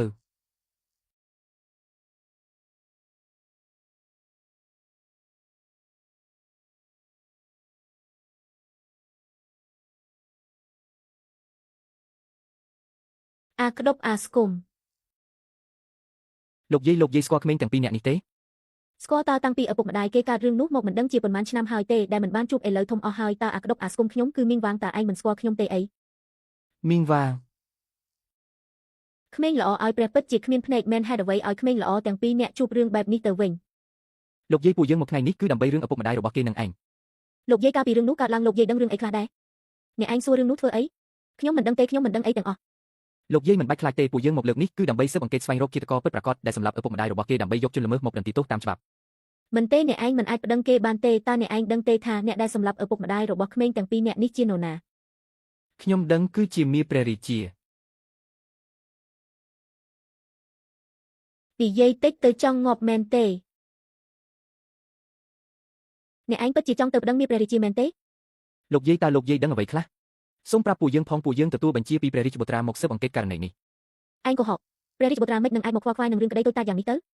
លោកយាយមកចូលចាក់សក់នេះគឺព្រះមេត្តាទ្រង់ប្រគល់ឲ្យខ្ញុំមុនពេលសោយទីវង្គតលោកយាយមើលឲ្យច្បាស់ទៅខ្ញុំគឺជាមេតបយូលីននៃរាជវាំងនេះគឺជាផ្លាកសម្គាល់របស់ខ្ញុំអាចធានាបានថាអ្វីដែលថៅកែលីននិយាយមិញនេះគឺជាការពិតទាំងអស់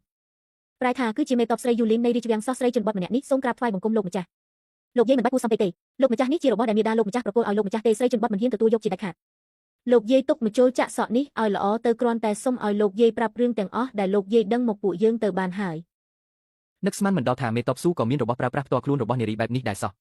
របស់ក្នុងបន្ទប់ស្អីបែបនេះកុំចេះដឹងរឿងគេ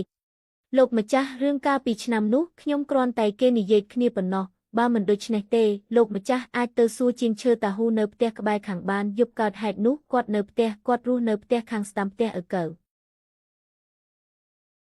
ពួកយើងទៅលោកម្ចាស់របស់នេះប្រគល់ជូនលោកវិញមិនបាច់ទេ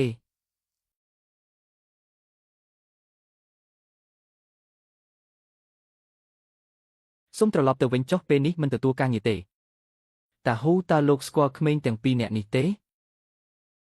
មិនស្គាល់ទេកុហកអ្វីដែលអ្នករាល់គ្នានិយាយនៅខាងក្រៅខ្ញុំបានឮទាំងអស់ហើយខ្ញុំគ្មានអ្វីត្រូវប្រាប់អ្នករាល់គ្នាទេសូមត្រឡប់ទៅវិញចុះតាហ៊ូបើលោកអាចជឿច្បាស់នៅអ្វីដែលពួកយើងនិយាយនៅខាងក្រៅមិញនេះយប់ដែលឪពុកម្ដាយរបស់ឪកៅនិងឈិនមានរឿងឪពុកមារបស់អធិរាជនៅក្បែរខាងលោកមិនអាចមនុស្សសម្លេងអ្វីសោះនោះទេកុំនិយាយផ្ដេសផ្ដាសគេសិខ្ញុំមិនស្គាល់ឪពុកមារបស់អធិរាជអ្វីនោះទេយប់នោះខ្ញុំចូលគេងតាំងពីព្រលឹមម្លេះតាហ៊ូលោកនិងឪពុករបស់ឪកៅជាអ្នកភូមិជាមួយគ្នាតើលោកសុខចិត្តឈរមើលពួកគេត្រូវមនុស្សអាក្រក់បាបឬចុះឲ្យធ្វើម៉េចតើអ្នកដឹងទេថាមនុស្សដែលអ្នកចង់ប្រឆាំងជាអ្នកណាទោះបីជាត្រូវបាត់បង់ក្បាលប៉ុន្មានក៏គ្មានប្រយោជន៍ដែរពួកយើងមានព្រះអង្គម្ចាស់ជួយការបាទព្រះអង្គម្ចាស់មិនបាច់និយាយថាពិតឬអត់ទេតើធ្លាប់គិតទេថាបើចាញ់ក្តីនឹងទៅជាយ៉ាងណាទ្រង់ជាព្រះអង្គម្ចាស់ប្រកាសជាមានគេការពារតែដល់ពេលនោះតើអ្នកណាអាចជួយពួកយើងបានត្រឡប់ទៅវិញទាំងអស់គ្នាទៅខ្ញុំនៅចង់រស់នៅជាមួយប្រពន្ធខ្ញុំ2-3ឆ្នាំទៀតតាហ៊ូពួកយើងអាថតគុំនិយាយអីទៀតតាហ៊ីនិយាយត្រូវហើយពួកយើងគ្មានសិទ្ធិសុំឲ្យអ្នកដទៃមកភ្នាល់ជីវិតជាមួយពួកយើងទេលោកម្ចាស់ទាំងឡាយមិនមែនខ្ញុំចង់ជួយទេតែប្រពន្ធខ្ញុំឈឺដេកលើគ្រែត្រូវតែមានអ្នកមើលថែបើខ្ញុំមានរឿងអ្វីកើតឡើងយាយវា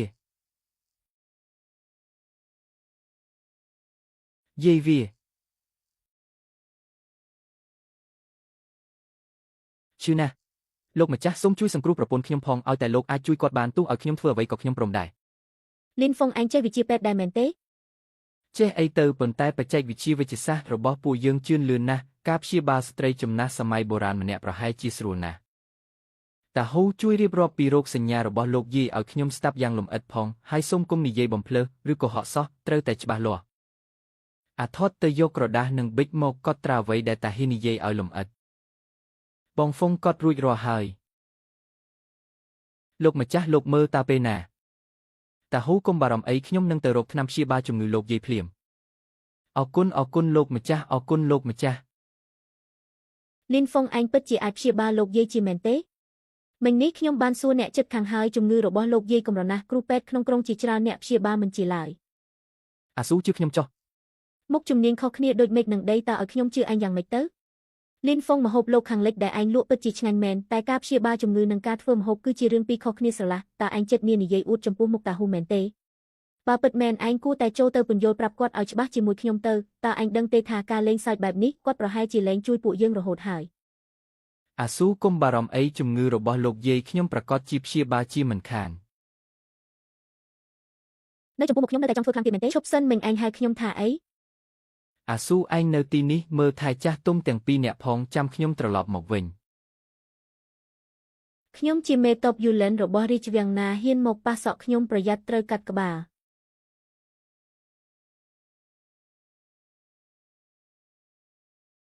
លោកគ្រូពេទ្យមនុស្សចាស់នៅផ្ទះឈឺរោគសញ្ញាសំខាន់ទាំងអស់ត្រូវបានសរសេរនៅលើនោះហើយនេះជាជំងឺរលាកទងសួតធម្មតាទេខ្ញុំចេញថ្នាំសះឲ្យពីប្រអប់លេប2គ្រាប់ក្រោយបាយមួយថ្ងៃ5គ្រាប់យ៉ាងយូរមួយសប្តាហ៍នឹងជាសះស្បើយហើយបើអាចគួរតែនាំគាត់មកពិនិត្យដោយផ្ទាល់ល្អជាងមិនបាច់ទេលោកគ្រូពេទ្យលោកយាយគាត់មិនសូវស្រួលខ្លួនមកទេ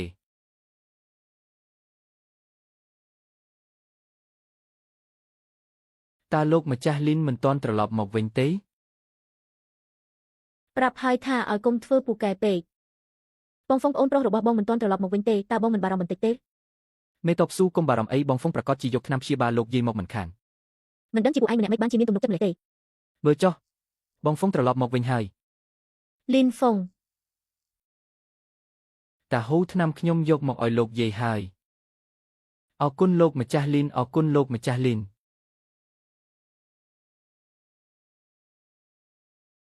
លោកម្ចាស់លីនតើនេះជាថ្នាំដែលលោកនិយាយមែនទេ លីនហ្វុងរបស់ដែលឯងឲ្យគាត់នេះអាចញ៉ាំបានមែនទេ តាហូជឿខ្ញុំចុះថ្នាំដែលខ្ញុំឲ្យនេះប្រកាសជាអាចព្យាបាលជំងឺលោកយាយជាសះស្បើយមិនខាន តើវាឲ្យ cakes ខ្ញុំប្រហែលជាត្រូវទៅមុនហើយ យាយវាកុំនិយាយផ្ដេសផ្ដាស់អីហេចុះសាកល្បងមើលទៅ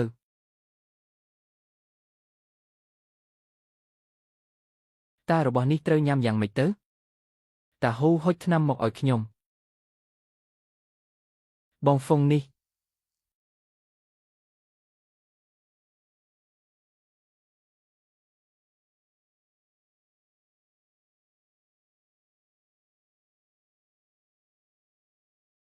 តើវាឲ្យខ្ញុំហាក់ដូចជាបងសម្លាញ់ខ្ញុំហាក់ដូចជាបានធូរស្រាលបន្តិចហើយ លោកម្ចាស់លីនគុណបំណាច់របស់លោកខ្ញុំចំណាំទុកក្នុងចិត្តមិនអាចបំភ្លេចបានឡើយលោកពូចង់ចាំថាថ្នាំដែលខ្ញុំឲ្យលេប3ដងក្នុងមួយថ្ងៃម្ដង2គ្រាប់ប្រសិនបើលេបថ្នាំអស់ហើយតែជំងឺរបស់មីងនៅមិនទាន់ជាសះស្បើយទាំងស្រុងទេចូលប្រាប់ខ្ញុំនឹងទៅរកថ្នាំថ្មីឲ្យលោកទៀតលោកម្ចាស់លីនលោកចង់សួរអំពីរឿងម្ដាយរបស់ក្មេងទាំងពីរនាក់នេះមែនទេលោកពូរឿងដែលបានកើតឡើងនៅថ្ងៃនោះតើលោកពូដឹងរឿងច្រើនប៉ុណ្ណាដែរហើយយប់នោះខ្ញុំបានឮគ្រប់យ៉ាងទាំងអស់ខ្ញុំបានឮសម្រែកដ៏ឈឺចាប់របស់ឪពុកពួកគេហើយក៏ដឹងថាប្អូនថ្លៃស្ដេចនៅក្នុងបន្ទប់នោះដែរទ្រង់ជាប្អូនថ្លៃស្ដេចសោះតែបែរជាធ្វើបាបសម្លាប់ប្តីរបស់នាងយ៉ាងព្រៃផ្សៃនៅចំពោះមុខម្ដាយវ័យក្មេងទៅវិញអាតរិឆានម្ដាយរបស់ពួកគេនៅបន្ទប់ក្បែរនោះបានអង្វរករលោកប្អូនថ្លៃស្ដេចយ៉ាងខ្លាំងសូម្បីតែសម្លេងលុតជង្គង់ក្រាបក្បាលក៏ធ្វើឲ្យកណ្ដុរនៅក្នុងបន្ទប់ពួកយើងផ្អើលដែរតែលោកប្អូនថ្លៃស្ដេចមិនត្រឹមតែព្រមលែងប្តីរបស់នាងទេថែមទាំងបន្តធ្វើបាបមើលងាយនាងទៀតថ្ងៃបន្ទាប់ខ្ញុំក៏បានឮដំណឹងថាម្ដាយរបស់ពួកគេបានលោតទឹកសម្លាប់ខ្លួនបងហ្វឹងឥឡូវមានសាក្សីដែលបានឃើញផ្ទាល់ភ្នែកហើយពួកយើងអាចទៅដឹងប្អូនថ្លៃស្ដេចបានហើយមែនទេគ្រាន់តែមានសាក្សីមិនទាន់គ្រប់គ្រាន់ទេនៅត្រូវការភស្តុតាងផ្សេងទៀតភស្តុតាងខ្ញុំក៏មានដែរលោកពូលោកមានភស្តុតាងមែនទេលោកម្ចាស់លីនលោកម្ចាស់ស៊ូសូមរងចាំខ្ញុំនៅទីនេះបន្តិចសិននេះជាស្បែកត្បូងកងដែលព្រះរាជាប្រទានដល់ប្អូនថ្លៃស្ដេចមែនទេយប់នោះពេលដែលប្អូនថ្លៃស្ដេចចាក់ចេញទៅប្រហែលជាប្រញាប់ពេកក៏ជ្រុះរបស់នេះនៅមុខផ្ទះរបស់ឪកៅបន្ទាប់ពីប្អូនថ្លៃស្ដេចចាក់ចេញទៅខ្ញុំបានចេញទៅមើលស្ថានភាពខាងក្រៅហើយក៏បានឃើញស្បែកត្បូងកងនេះដោយសារពន្លឺព្រះច័ន្ទ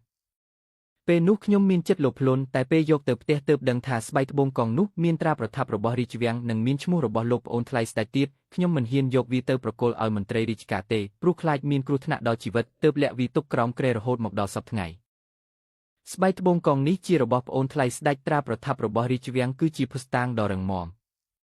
បូករួមទាំងសម្ដីសាក្សីរបស់លោកពូទោះបីជាមិនអាចបញ្ជាក់តថាមនុស្សនោះត្រូវបានសម្លាប់ដោយប្អូនថ្លៃស្ដេចក៏ដោយយ៉ាងហោចណាស់ក៏អាចបញ្ជាក់បានថាប្អូនថ្លៃស្ដេចពិតជាបាននៅទីនោះហើយរឿងរ៉ាវដែលបានកើតឡើងនៅយប់នោះគឺទាក់ទងនឹងគាត់យ៉ាងច្បាស់ឪពុករបស់ឪកៅត្រូវបានគេចោទប្រកាន់ថាជាឧក្រិដ្ឋជនរាជវាំងហើយកំពុងត្រូវបានសាកសួរនៅក្នុងគុកតាមច្បាប់នៃគោលដៅយូប្អូនថ្លៃស្ដេចគ្មានសិទ្ធិប្រើទារុណកម្មលើគាត់ឡើយ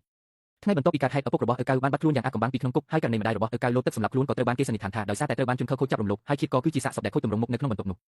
ប្អូនថ្លៃស្ដេចបាននាំឪពុករបស់ឪកៅចេញពីគុកប្រកាសជាត្រូវប្រើខ្សែរយៈដោយមានសម្ដីសាក្សីរបស់បងស្រីពួកយើងអាចឲ្យរាជវាំងស៊ើបអង្កេតឡើងវិញអំពីរឿងបាត់ខ្លួនរបស់ឪពុកឪកៅហើយចាប់ខ្លួនអ្នកពាក់ព័ន្ធទាំងអស់មកធ្វើទារុណកម្មដើម្បីសួរចម្លើយ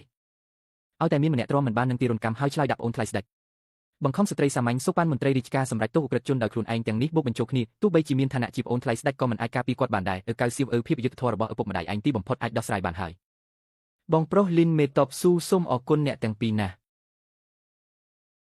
លោកពូលោកត្រូវគិតច្បាស់នៅថ្ងៃកាត់ក្តីបើលោកចេញមកធ្វើជាសាក្សីឲ្យពួកយើងទោះបីជាឈ្នះក្តីលើប្អូនថ្លៃស្ដេចក៏ដោយតែលោកពិតជាបានលាក់ទុកស្បែកត្បូងកងរបស់រាជវាំងដោយខុសច្បាប់ដល់ពេលនោះតុលាការប្រហែលជាត្រូវកាត់ទោសលោកដូចគ្នា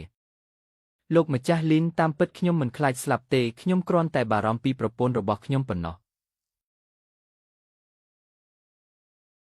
ឥឡូវនេះដោយសារលោកម្ចាស់លីនអាចព្យាបាលជំងឺប្រពន្ធរបស់ខ្ញុំជាសះស្បើយទោះបីជាខ្ញុំត្រូវស្លាប់ទៅក៏ប្រពន្ធរបស់ខ្ញុំអាចមើលថែខ្លួនឯងបានទៅថ្ងៃមុខខ្ញុំក៏គ្មានអ្វីត្រូវបារម្ភទៀតដែរជីវិតមួយនេះចាត់ទុកជាការសង្ឃឹមដល់លោកម្ចាស់លីនចុះ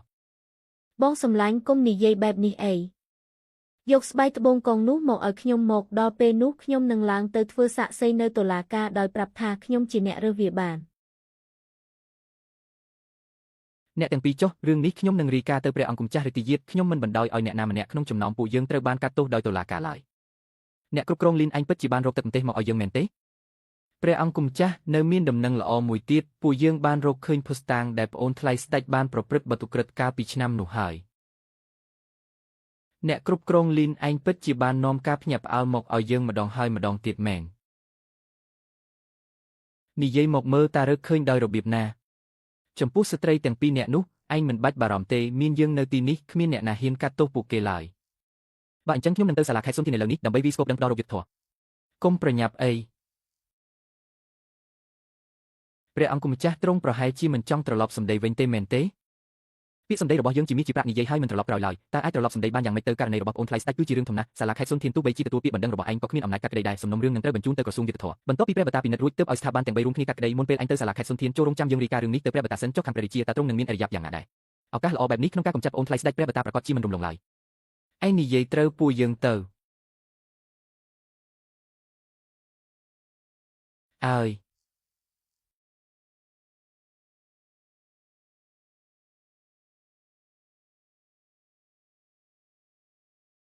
ព្រះរាជាសុខភាពជាចម្បងសូមទ្រង់សោយនំខ្លះនិងសម្រាប់បន្តិចទៅ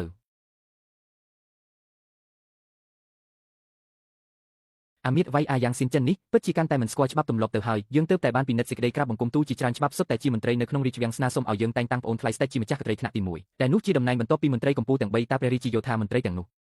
បាទពួកមន្ត្រីទាំងនោះទទួលបានការណែនាំពីលោកពូជាតិថ្ងៃនេះគេហ៊ានឲ្យយើងតែងតាំងគេជាឧត្តមសេនីយ៍ថ្នាក់ទី1ថ្ងៃស្អែកគេមិនហ៊ានឲ្យយើងតែងតាំងគេជាមន្ត្រីជាន់ខ្ពស់ទាំង3ទេថ្ងៃបន្ទាប់គេប្រកាសជាចង់មកអង្គុយលើបល្ល័ង្ករបស់យើងហើយហេអាមៀតវៃរបស់ដែលមិនឆ្ងាញ់បែបនេះថ្ងៃក្រោយគុំយកមកឲ្យយើងទៀតព្រះករុណានំផ្កាក់អមនេះធ្វើឡើងដោយផ្ទាល់ដៃពីចុងភៅដ៏ចំណានបំផុតរបស់ផ្ទះបាយវាំងព្រះករុណាទ្រង់រវល់នឹងកិច្ចការរដ្ឋនាពេលថ្មីនេះហើយសោយតិចតួចណាស់បើនៅតែបែបនេះយូរទៅខ្លាចក្រែងប៉ះពាល់ដល់ព្រះរាជសុខភាពបានហើយយកវាទៅវិញទៅយើងគ្មានចំណង់អាហារទេព្រះករុណាព្រះរាជបុត្រស្នើសុំចូលគាល់ព្រះរាជបុត្រគេមកធ្វើអ្វីក្រាបទូលព្រះករុណាព្រះរាជបុត្រមានរឿងសំខាន់ចង់ទូលថ្វាយព្រះករុណាតាក់ទងនឹងលោកពូជាតិឲ្យគេចូលមកចុះ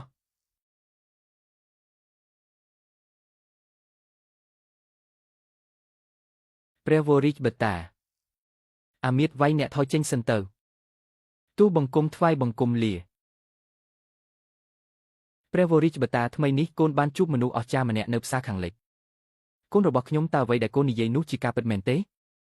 ជាការពិតណាស់ព្រះវរិជបតាកូនដឹងថាទ្រង់តែងតែឈឺក្បាលនឹងរឿងលោកពូជាតិកូនគិតថាឥឡូវនេះជាឱកាសល្អបំផុតដើម្បីបង្ក្រាបលោកពូជាតិ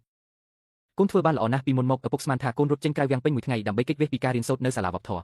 តាមពិតទៅគឺកូនទៅជួយរំលែកទុក្ខកង្វល់របស់យើងសោះការជួយរំលែកទុក្ខកង្វល់របស់ព្រះវរិជបតាគឺជាកាតព្វកិច្ចរបស់កូនហើឃើញកូនមានសមត្ថភាពបែបនេះឪពុកពិតជាមានទំនុកចិត្តក្នុងការប្រគល់អាណាចក្រតាយុឲ្យកូននៅថ្ងៃអនាគតហើយព្រះវរិជបតាតើអាហារនៅក្នុងវាំងនេះមិនត្រូវមាត់ត្រង់ទេចំណង់អាហាររបស់យើងកាន់តែយ៉ាប់ទៅពីមួយថ្ងៃទៅមួយថ្ងៃនំផ្កាក្អមមួយចាននេះដាំឡើយយើងចង់ឲ្យអាមៀតវៃយកទៅវិញកូនបើចូលចិត្តញ៉ាំយកទៅញ៉ាំទៅចុះព្រះវរិជបតានេះគឺជាគ្រឿងទេសដ៏ល្អពិសេសមកពីតំបន់ភាគខាងលិចដែលកូនទទួលបានពីថៅកែលីនព្រះវរិជបតាអាចបន្ថែមវាខ្លះនៅពេលសោយអាហារលើក្រោយប្រហែលជាអាចជួយឲ្យទ្រង់មានចំណង់អាហារឡើងវិញអាណាចក្រតាយុរបស់យើងមានទឹកដីធំទូលាយនិងសម្បូរបែបម្ហូបឆ្ងាញ់ទូទាំងអាណាចក្រតាយុយើងបានភ្លក់អស់ហើយតើគ្រឿងទេសភាគខាងលិចដ៏តូចមួយនេះអាចជួយឲ្យយើងមានចំណង់អាហារឡើងវិញបានមែនទេព្រះវរិជបតាទ្រង់សាកល្បងមើលទៅ Since it is a gift from Isen, I will accept it ព្រះវរិជបតាកូនមានកិច្ចការផ្សេងទៀតដូច្នេះកូនសូមលាទៅសិនហើយហេជ្រក់ម្ទេសនេះកុំភ្លេចសាកល្បងផងណាទៅយើងដឹងហើយព្រះករុណាទ្រង់យាងមកហើយថ្ងៃនេះយើងបានរៀបចំម្ហូបដែលទ្រង់សពព្រះរាជហឫទ័យបំផុតហេ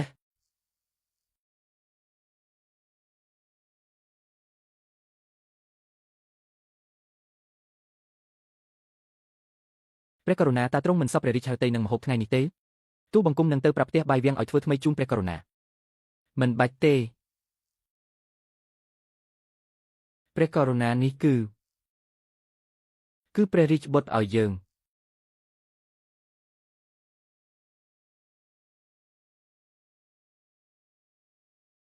ព្រះករុណាទូលបង្គំគួរតែឲ្យផ្ទះបាយវាំងធ្វើថ្មីជូនទ្រង់វិញ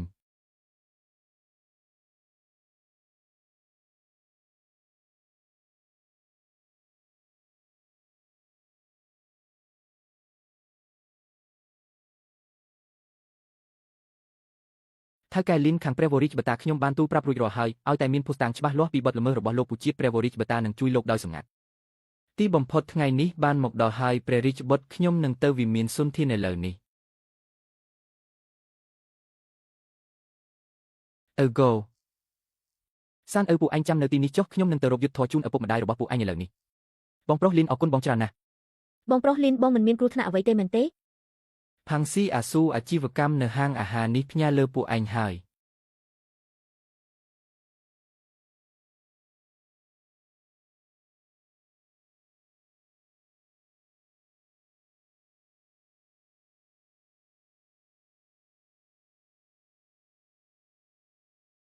តើនរណាដេញស្គីទៀមទីរកយុទ្ធធរគ្រាន់តែជាប្រជារាស្ត្រសាមញ្ញម្នាក់សូមលោកពូជាតិមេត្តាសុំទោសចំពោះកំហុសរបស់ខ្លួនផងមិនល្អទេលោកម្ចាស់ថាកែលីនម្នាក់នោះកំពុងតែវីស្គីទៀមទីរកយុទ្ធធរនៅមុខវិមានសុនធាននិយាយថាចង់ប្តឹងលោកម្ចាស់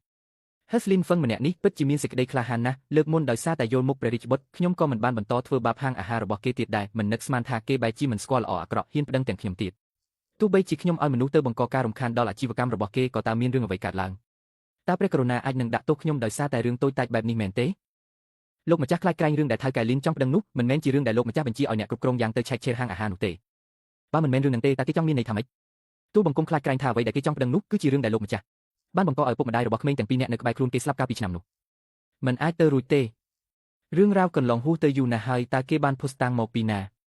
ទោះបីជាមានតើនរណាហ៊ានធ្វើជាសាក្សីឲ្យគេឯងទៅវិមានសុនធានភ្លាមដើម្បីស៊ើបសួររឿងនេះឲ្យច្បាស់លាស់បាទលោកម្ចាស់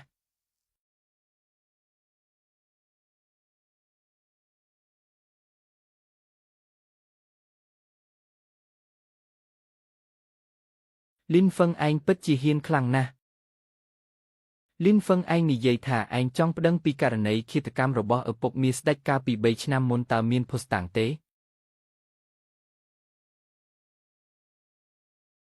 ទូបង្គំមាននិយាយមកតើជាភស្តុតាងអ្វីទូបង្គំមានសាក្សីម្នាក់នៅយប់ដែលឪពុកមាស្ដេចធ្វើឃាតនោះសាក្សីនោះនៅក្បែរនោះដែលគាត់បានរើសបានវត្ថុតាងដ៏សំខាន់មួយដែលឪពុកមាស្ដេចបានជ្រុះបន្សល់ទុកនៅកន្លែងកើតហេតុវត្ថុតាងនេះអាចបញ្ជាក់ថាឪពុកមាស្ដេចគឺជាឃាតករនៅយប់នោះពិតប្រាកដមែនតើសាក្សីនោះគឺជានរណាលោកម្ចាស់ឪពុកមាស្ដេចមានឋានៈខ្ពង់ខ្ពស់ទូបង្គំដឹងថាតុលាការសុនធានមិនអាចកាត់ក្តីករណីរបស់ឪពុកមាស្ដេចបានទេហេតុនេះសូមលោកម្ចាស់ជួយបញ្ជូនករណីនេះទៅថ្នាក់លើទូបង្គំហ៊ានធានាដោយជីវិតថាអ្វីដែលទូបង្គំនិយាយគឺជាការពិតទាំងអស់ចំពោះសាក្សីនោះទូបង្គំបារម្ភថាបើនិយាយពីអត្តសញ្ញាណរបស់គាត់មុននោះអាចនឹងធ្វើឲ្យឪពុកមាស្ដេចធ្វើបាបគាត់ហ៊ានណាស់និយាយរួចខ្លួនណាស់តើឲ្យយើងដឹងយ៉ាងម៉េចថាអ្វីដែលឯងនិយាយជាការពិតនរណានៅទីនោះវា30រំពាត់សិនលោកម្ចាស់កាលពីបន្តិចមិញនេះមានបម្រើម្នាក់មកពីក្នុងវាំងបានឲ្យគេមកប្រាប់ថាមិនឲ្យប្រើទារុណកម្មលើលោកលីននេះទេលោកលីនចុះបម្រើម្នាក់នោះជារបស់នរណាបម្រើម្នាក់នោះនិយាយថានេះជាព្រះតម្រិះរបស់ព្រះអង្គម្ចាស់លោកម្ចាស់ករណីនេះពាក់ព័ន្ធនឹងឪពុកមាស្ដេចហើយមានទាំងព្រះអង្គម្ចាស់នៅពីក្រោយទៀតករណីនេះប្រហែលជា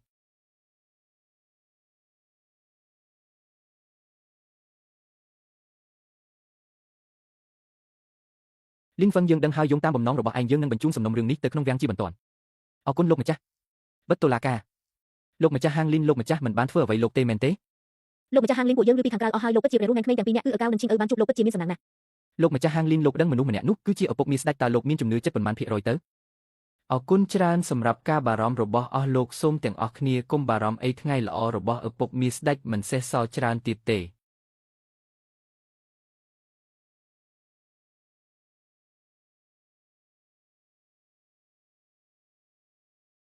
បងហ្វឹងយ៉ាងម៉េចហើយលោកម្ចាស់សុនធានបានបញ្ជូនសំណុំរឿងទៅហើយចាំតែព្រះមហាក្សត្រយល់ព្រមករណីនេះនឹងអាចកាត់ក្តីបានហើយល្អណាស់អ៊ឺកៅជីងអ៊ឺករណីអយុត្តិធម៌របស់ឪពុកម្ដាយពួកឯងចិត្តត្រូវបានដោះស្រាយហើយព្រះអង្គម្ចាស់រឿងដែលកើតឡើងនៅតុលាការថ្ងៃនេះមិនយូរទេនឹងឬដល់ត្រចៀករបស់ឪពុកមាស្ដេចពេលដែលឪពុកមាស្ដេចស៊ើបអង្កេតគាត់នឹងងាយស្វែងរកឃើញថាអ៊ំហ៊ូគឺជាសាក្សីរបស់ពួកយើងក្នុងអំឡុងពេលនេះពួកយើងត្រូវតែការពារសុវត្ថិភាពរបស់អ៊ំហ៊ូនឹងលោកយាយឲ្យបានល្អរឿងនេះខ្ញុំបានចាត់មនុស្សឲ្យទៅធ្វើហើយខ្ញុំបានជ្រើសរើសក្រុមឆ្មាំវិមានខាងកើតដែលគួរឲ្យទុកចិត្តមួយក្រុមឲ្យពួកគេល្បាតនៅជុំវិញផ្ទះរបស់អ៊ំហ៊ូបើមានរឿងអ្វីកើតឡើងពួកគេនឹងចាត់វិធានការភ្លាមព្រះអង្គម្ចាស់ពិតជាយកចិត្តទុកដាក់ណាស់អ៊ំហ៊ូគឺជាគន្លឹះរបស់ពួកយើងក្នុងការផ្ដួលឪពុកមាស្ដេចមិនអាចបណ្ដោយឲ្យគាត់និងលោកយាយមានគ្រោះថ្នាក់ជាដាច់ខាតលោកម្ចាស់ហាងលីនលោកម្ចាស់របស់ខ្ញុំផ្ដាំខ្ញុំឲ្យមកជួបលោកតើលោកម្ចាស់របស់ឯងគឺជាឪពុកមាស្ដេចមែនទេ លោកម្ចាស់របស់ខ្ញុំដឹងថាលោកនិងម្ចាស់ហាងវ៉ាងនៃហាងវ៉ាន់ហ្វូមានទំនាស់នឹងគ្នាឲ្យតែលោកព្រមទៅដកពាក្យបណ្ដឹងនៅតុលាការសុនធានវិញលោកម្ចាស់របស់ខ្ញុំនឹងប្រគល់ម្ចាស់ហាងវ៉ាងឲ្យលោកចាត់ការតាមចិត្តហើយហាងវ៉ាន់ហ្វូក៏នឹងក្លាយជារបស់លោកនាពេលអនាគតដែរត្រឡប់ទៅប្រាប់លោកម្ចាស់របស់ឯងវិញទៅថាធ្វើអំពើអាក្រក់ច្រើនគង់តែវិនិច្ឆ័យខ្លួនឯងទេខ្ញុំមិនចាប់អារម្មណ៍នឹងជីវិតរបស់ម្ចាស់ហាងវ៉ាងទេខ្ញុំគ្រាន់តែចង់ឲ្យគាត់សងយុត្តិធម៌ដល់ប្តីប្រពន្ធដែលត្រូវគាត់សម្លាប់នោះតែប៉ុណ្ណោះលោកម្ចាស់ហាងលីនលោកគុំសោកស្ដាយឲ្យសោះ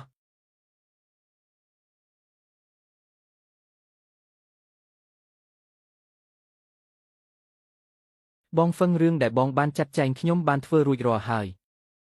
ក៏ហៅឪពុកមាស្ដេចចូលតុលាការ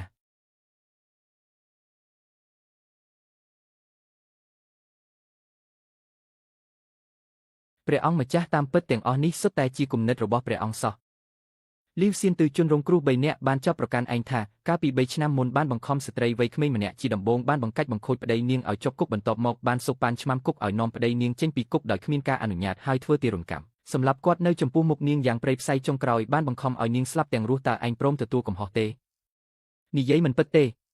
លោកម្ចាស់សៀងស៊ូលោកម្ចាស់ហាងលីននេះមានគំនុំផ្ទាល់ខ្លួនជាមួយខ្ញុំគាត់ច្បាស់ជាចង់មួយបង្កាច់ខ្ញុំហើយលីនហ្វឹងយើងឬថាឯងមានភស្តុតាងបញ្ជាក់ពីអំពើល្មើសរបស់ឪពុកមាស្ដេចកាលពីពេលនោះមែនទេលោកម្ចាស់សៀងស៊ូនៅយប់ដែលឪពុកមាស្ដេចធ្វើឃាតនោះមានអ៊ំប្រុសម្នាក់ត្រកូលហ៊ូនៅក្បែរនោះគាត់បានចេញទៅមើលស្ថានភាពក្រោយពេលកើតហេតុហើយបានរើសវត្ថុមួយដែលអាចជារបស់ឪពុកមាស្ដេចបន្សល់ទុកឯងនិយាយថាម៉េច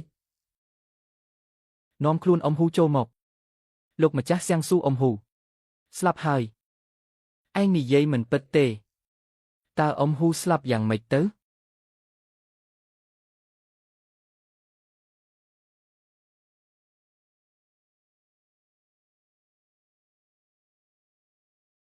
តើជាស្នាដៃរបស់ឯងមែនទេលោកម្ចាស់ហាងលីនខ្ញុំមិនយល់ថាលោកកំពុងនិយាយពីអ្វីទេនោះមិនមែនជាសាក្សីដែលលោករកមកទេឬលោកម្ចាស់សៀងស៊ូខ្ញុំស្នើសុំចាត់មនុស្សទៅផ្ទះអ៊ំហ៊ូដើម្បីស៊ើបអង្កេតភ្លាមអនុញ្ញាត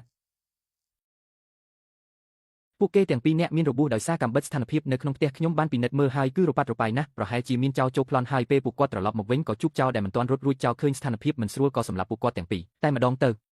ចោរដែលមិនទាន់ចាក់ចេញទាន់ពេលឃើញបរាជ័យក៏បានសម្លាប់មនុស្សចាស់ពីរនាក់រួចរត់គេចខ្លួនបាត់ទៅគ្រូសាពូហ៊ូក្រីក្រខ្លាំងណាស់ប្រសិនបើលោកជាចោរតើលោកគិតចង់មកលួចនៅផ្ទះគាត់ទេប្រហែលជាគាត់លាក់កំណប់ទ្រព្យអ្វីមួយហើយនៅក្នុងផ្ទះរបស់ពូហ៊ូពិតជាមានលក្ខកំណប់មែនគឺបំណែកត្បូងយីដែលអាចបញ្ជាក់ថាខូជាវបានប្រព្រឹត្តបទឧក្រិដ្ឋនៅយប់នោះ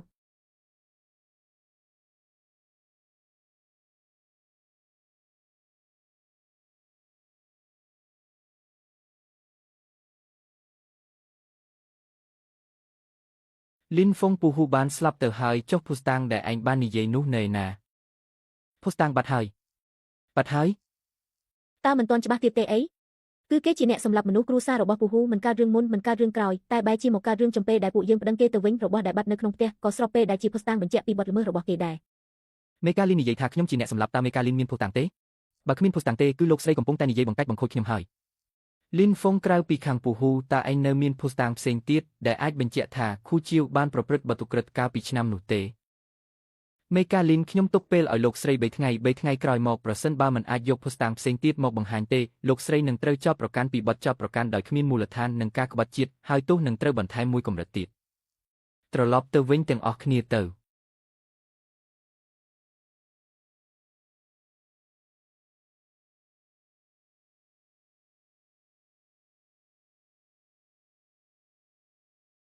មេកាលីនឆ្មាំការពារដែលខ្ញុំបានចាត់ឲ្យយាមល្បាតនៅជុំវិញនេះបានបាត់ខ្លួនទាំងអស់ហើយឆ្មាំទាំងនោះត្រូវបានគេសូកប៉ាន់គឺពួកគេហើយដែលបានសម្លាប់ពូហ៊ូនិងយាយខ្ញុំបានឲ្យយ៉ានស៊ូនាំមនុស្សទៅដេញតាមហើយហ៊ានក្បត់នឹងបុតស្នងរាជឯផងទោះបីជាត្រូវរុករកពីពេញផែនដីក៏ខ្ញុំត្រូវតែស្វែងរកពួកគេឲ្យឃើញដែរ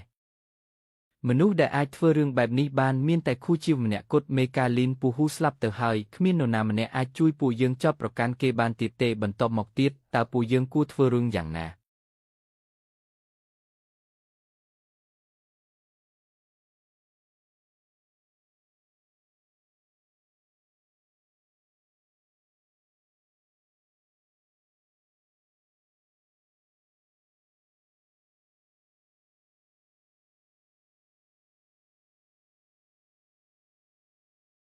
មេកាលីនតើនេះជាអ្វីកាមេរ៉ាសុវត្ថិភាពកាមេរ៉ាសុវត្ថិភាពតើវាជាអ្វីទៅ កាលពីមុនខ្ញុំមិនសូវទុកចិត្តទើបឲ្យអាម៉ាប់មកផ្ទះពូហ៊ូដើម្បីដំឡើងកាមេរ៉ាសុវត្ថិភាពនៅកន្លែងលាក់កំបាំងក្នុងផ្ទះពេលនេះមើលទៅការត្រៀមខ្លួនទុកជាមុនពិតជាត្រឹមត្រូវមែន មេកាលីនខ្ញុំមិនសូវយល់ទេតានៃរបស់លោកស្រីគឺរបស់តូចមួយនេះអាចជួយពួកយើងប្តឹងឈ្នះខូជាវបានមែនទេ ព្រះអង្គម្ចាស់នៅពេលឡើងតុលាការលើកក្រោយទ្រង់រង់ចាំទស្សនារឿងល្អទៅចុះ លីនហ្វុងអសានវា3ថ្ងៃបានមកដល់ហើយតើឯងមានភស្តុតាងថ្មីដើម្បីបង្ហាញទេសូមអធិស្ឋានដែលរំខានពួកលោកបន្តទៅចុះ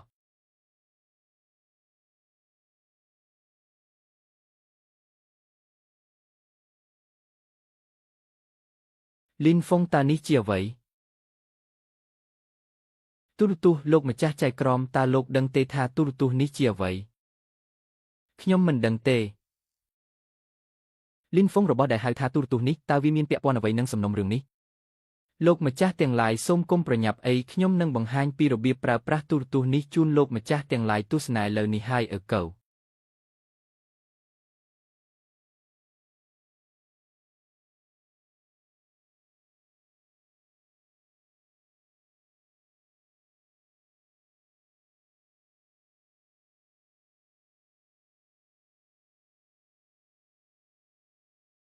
រញ៉េញ៉ៃមែន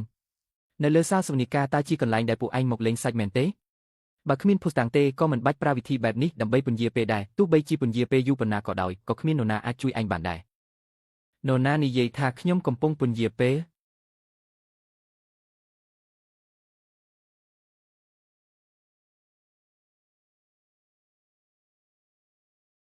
អ្វីដែលបានកត់ត្រានៅក្នុងនេះគឺជាភស្តុតាងដ៏រឹងមាំនៃការប្រព្រឹត្តបទល្មើសរបស់ខូជាវ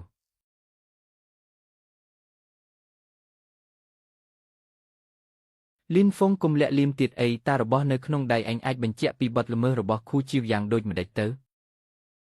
សូមលោកម្ចាស់ទាំង3ទស្សនាវីដេអូមួយនេះសិន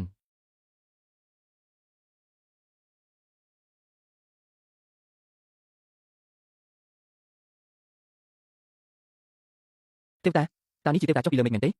ស្ងាត់ស្ងៀមលោកម្ចាស់សូមរក្សាភាពស្ងប់ស្ងាត់តាមខ្ញុំមើលទៅនេះគ្រាន់តែជាកញ្ចក់ពិសេសមួយប៉ុណ្ណោះដោយដែលលោកម្ចាស់ទាំងឡាយបានឃើញហើយកាមេរ៉ានេះអាចកត់ត្រានៅអ្វីដែលបានកើតឡើងរួចហើយបន្ទាប់មកតាមរយៈអេក្រង់ទូរទស្សន៍វានឹងបង្ហាញវីដេអូនៅរឿងរ៉ាវកាលពីអតីតកាលយ៉ាងច្បាស់លាស់របៀបប្រើប្រាស់ទូរទស្សន៍គឺពួកយើងបានដឹងហើយប៉ុន្តែឯងនៅតែមិនទាន់ពន្យល់ថាតើរបស់នេះមានពាក់ព័ន្ធអ្វីនឹងសំណុំរឿងនេះដែរលោកម្ចាស់ទាំង3តើលោកម្ចាស់គិតថាអាចមានលទ្ធភាពមួយទេនៅថ្ងៃដែលពូហ៊ូត្រូវបានគេសម្លាប់នៅក្នុងផ្ទះរបស់គាត់ចៃដនឯងមានដាក់កាមេរ៉ាបែបនេះមួយដែរឯងនិយាយថាអីមិនអាចទៅរួចទេគឺមិនអាចទៅរួចជាដាច់ខាតនៅក្នុង USB Lesberg នេះមានផ្ទុកនៅវីដេអូរបស់ពូហ៊ូមិនអាចទៅរួចទេនៅក្នុង USB នេះមានផ្ទុកនៅវីដេអូដំណើរការទាំងស្រុងនៃឃាតកម្មលើពូហ៊ូនៅថ្ងៃនោះលោកម្ចាស់គូជឿតើលោកចង់ឲ្យខ្ញុំចាក់វីដេអូនោះនៅទីនេះឲ្យអ្នករាល់គ្នាបានមើលដែរឬទេលោកម្ចាស់ស៊ូស៊ូកុំជឿគេឲ្យសោះនេះគឺជាមន្តអាគមត្រូវហើយនេះជាមន្តអាគមរបស់ក្មេងនេះទាំងអស់លីនហ្វុងចាក់វីដេអូដែលឯងបាននិយាយនោះឲ្យពួកយើងមើលបន្តិចមើលបាទលោកម្ចាស់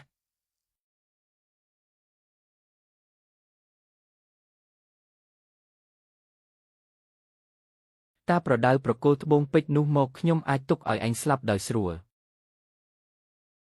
ពួកឯងមិនមែនជាមនុស្សរបស់ព្រះអង្គម្ចាស់ទេអីហាហាសុំទោសផងលោកម្ចាស់គួយជឿឲ្យច្រើនពេកហើយបន្ទាប់ពីការងារនេះរួចរាល់ពួកយើងនឹងយកប្រាក់រង្វាន់ពីលោកម្ចាស់គួយជឿឲ្យរត់ទៅឲ្យឆ្ងាយចាប់ពីពេលនេះទៅពួកយើងនឹងមិនជន់ដែនដីរាជធានីនេះទៀតឡើយដើម្បីការពារភរិយាពូហ៊ូនៅទីបំផុតបានប្រាប់ពីកន្លែងលាក់ត្បូងពេជ្រប៉ុន្តែក្រុមទាហានទាំងនោះនៅតែមិនព្រមលែងពួកគេពីព្រោះបញ្ជាដែលពួកគេទទួលបានគឺសម្លាប់បំបិទមាត់មិនថាពូហ៊ូនិងភរិយាប្រគល់ត្បូងពេជ្រឬអត់ទេពួកគេនៅតែមិនអាចគេចផុតពីសេចក្តីស្លាប់ឡើយនិយាយមិនពិតតតែសោះនេះគឺជាល្បិចបំផន់ភ្នែករបស់ឯងទាំងអស់លោកម្ចាស់ទាំង3លីនហ្វុងនេះជាបិសាចតើលោកម្ចាស់ពិតជាជឿរឿងដែលចេញពីដំណាក់ព្រះអង្គម្ចាស់នេះមែនទេវាជាការพูดកុហកមនុស្សជាច្រើនក្នុងរាជធានីធ្លាប់ឃើញគេប្រើមន្តអាគមមកហើយម្ចាស់ហាងវ៉ាងនៃវ៉ាន់ហ្វូឡូក៏ធ្លាប់រងគ្រោះដោយសារគេដែរនរណានៅទីនោះចាប់ខ្លួនបិសាចនេះឲ្យខ្ញុំនាំខ្លួនមនុស្សចូលមក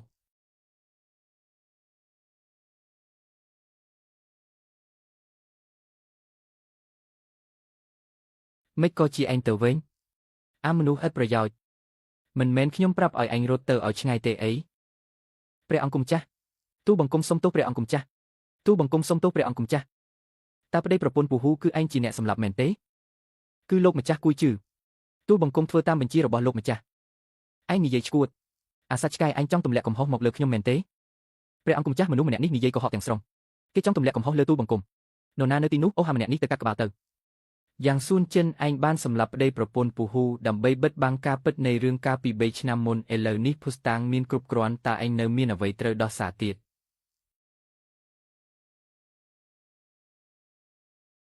នរណានៅទីនោះនាំខ្លួនលោកម្ចាស់គួយជឿទៅឃុំឃាំងក្នុងគុកជាបណ្ដោះអាសន្នសិនហើយបញ្ជូនឯកសារសំណុំរឿងនេះទៅក្រសួងយុទ្ធភ័ពរងចាំព្រះមហាក្សត្រកាត់សេចក្តីដោយផ្ទាល់មិនពិតទេខ្ញុំជាគួយជឿដ៏មានអំណាចជាបង្កើតរបស់ព្រះមហាក្សត្រគ្មាននរណាម្នាក់មានសិទ្ធិចាប់ខ្លួនខ្ញុំឡើយចុះបើជាយើងផ្ទាល់ជាអ្នកចាប់ខ្លួនឯងវិញក្រាបថ្វាយបង្គំព្រះអង្គ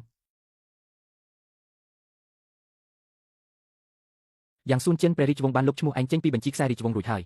ចាប់ពីថ្ងៃនេះទៅឯងលែងជាសាច់ញាតិរបស់រាជវង្សទៀតហើយព្រះអង្គគឺព្រះអង្គម្ចាស់បានរួមគំនិតជាមួយពួកអាបម្រើឆ្កែទាំងនេះដើម្បីទម្លាក់កំហុសលើទូបង្គំសូមព្រះអង្គមេត្តាស៊ើបអង្កេតឲ្យបានច្បាស់ផងលោកម្ចាស់គួយជឿតើយើងមើលទៅងាយនឹងបោកប្រាស់ខ្លាំងណាស់មែនទេ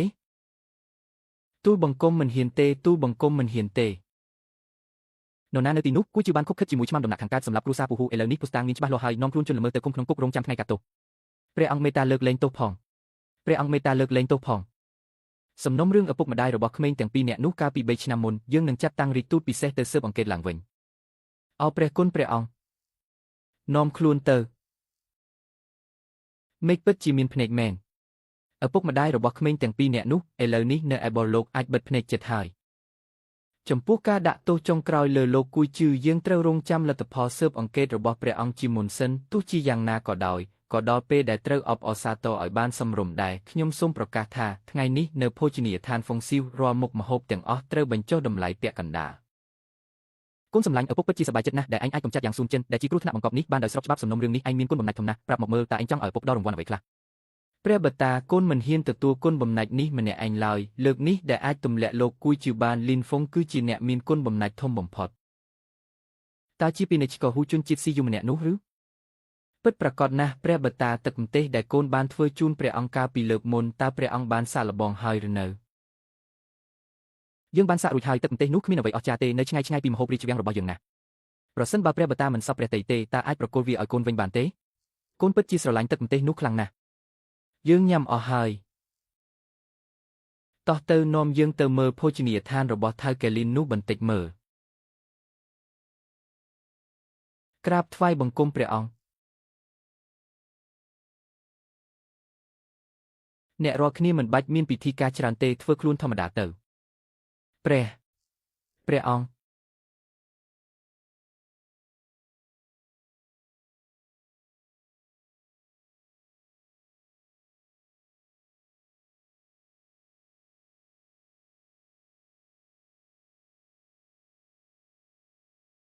ទុកឲ្យខ្ញុំធ្វើចុះព្រះអង្គតើទ្រង់សពព្រះតីគ្រឿងអ្វីខ្លះដែរ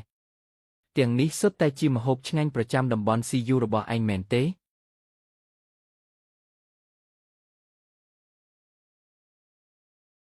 ក្រាបទូលព្រះអង្គនេះសុទ្ធតែជាម្ហូបដែលប្រជាជនធម្មតានៅទីនោះចូលចិត្តញ៉ាំបំផុតអានឹងហើយនឹងអានឹងផងយកមកឲ្យយើងមួយមុខមួយចានមក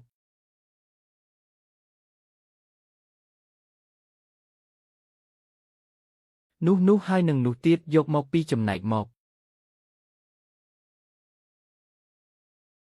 សូមសួរថាតើនៅទីនេះមានទឹកម្ទេសទេ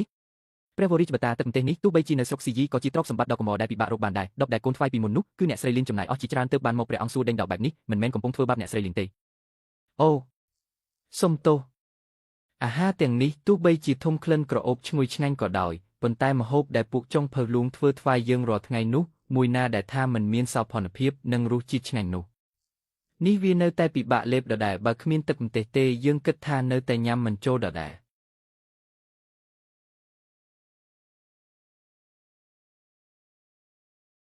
ព្រះវររាជបតាមិនដឹងថាទ្រង់ពេញព្រះទ័យនឹងអាហារនៅក្នុងហាងរបស់លីនចាងគុយនេះដែរឬទេលីនចាងគុយយើងចង់ឲ្យឯងចូលវាំងធ្វើជាចុងភៅលួងតើឯងមានលក្ខខណ្ឌអ្វីខ្លះអាចប្រាប់មកចុះលីនចាងគុយនឹងត្រូវចូលវាំងហើយចុងភៅលួងនោះជាបំណងប្រាថ្នាមួយជីវិតរបស់មនុស្សធ្វើការក្នុងផ្ទះបាយជាច្រើនអ្នកណាស់សូមអរព្រះគុណព្រះមហាក្សត្រចំពោះសេចក្តីស្រឡាញ់ដ៏ជ្រាលជ្រៅប៉ុន្តែទូបង្គំជាជនសាមញ្ញមិនអាចទទួលខុសត្រូវទូនីតិនេះបានឡើយហើយអ្វីទៅអញគិតថាកាលណាចូលក្នុងវាំងហើយយើងនឹងធ្វើបាបឯងមែនទេក្រាបទូលព្រះអង្គទ្រង់យល់ច្រឡំហើយគឺគ្រាន់តែទូលបង្គំបើកភោជនីយដ្ឋាននេះឡើងគោលបំណងដំបូងគឺដើម្បីឲ្យប្រជាជនសាមញ្ញនៅទីនេះអាចញ៉ាំអាហារដែលមានតម្លៃថោកនិងសមរម្យប្រសិនបើទូលបង្គំចាក់ចេញទៅថ្ងៃក្រោយពួកគេមានតែទៅញ៉ាំអាហារតម្លៃថ្លៃនៅភោជនីយដ្ឋានផ្សេងទៀតហើយលីនចាងគុយតាមពិតអ្នកបារម្ភពីពួកយើងខ្លាំងណាស់តាសើ ព្រះវរិទ្ធបតាអ្វីដែលលៀនចាំងគុយកំពុងធ្វើយ៉ាងណាក៏ជាអំពើល្អដែលផ្ដល់ផលប្រយោជន៍ដល់ប្រជាជនដែលរបស់យើងដែរយើងដឹងហើយយកបែបនេះចុះលៀនចាំងគុយយើងមិនបង្ខំឯងឲ្យចូលវាំងធ្វើជាចុងភៅលួងទេអាជីវកម្មភោជនីយដ្ឋានឯងក៏អាចដំណើរការធម្មតាដែរប៉ុន្តែយើងមានលក្ខខណ្ឌមួយគឺចាប់ពីថ្ងៃនេះទៅយើងនឹងឲ្យមនុស្សក្នុងវាំងមកកុម្ម៉ង់អាហារពីហាងឯងរាល់ថ្ងៃហើយត្រូវតែយកអាហារដែលល្អបំផុតផ្ញើទៅក្នុងវាំងសូមអរព្រះគុណព្រះមហាក្សត្រយើងឆ្អែតហើយបុត្រាតោះយើងទៅវិញក្រាបទូលព្រះអង្គមាសទាំងនេះតើអាចបដូរទៅជាកាក់ស្ពាន់វិញបានទេ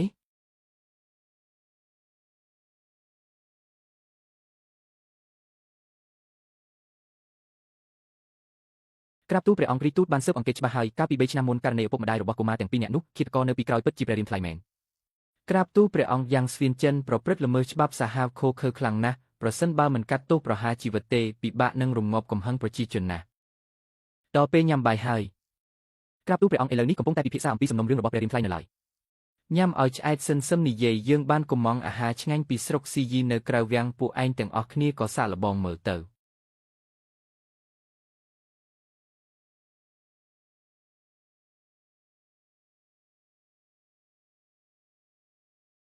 លោកម្ចាស់សូងតើតាំងពីពេលណាដែលព្រះរាជហឫទ័យសោយរបស់ព្រះអង្គប្រែជាល្អបែបនេះ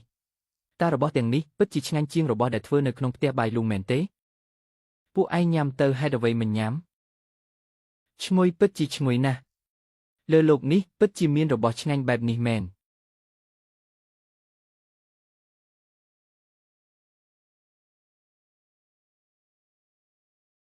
បងប្រុសលីនខ្ញុំមានដំណឹងល្អមួយចង់ប្រាប់អ្នក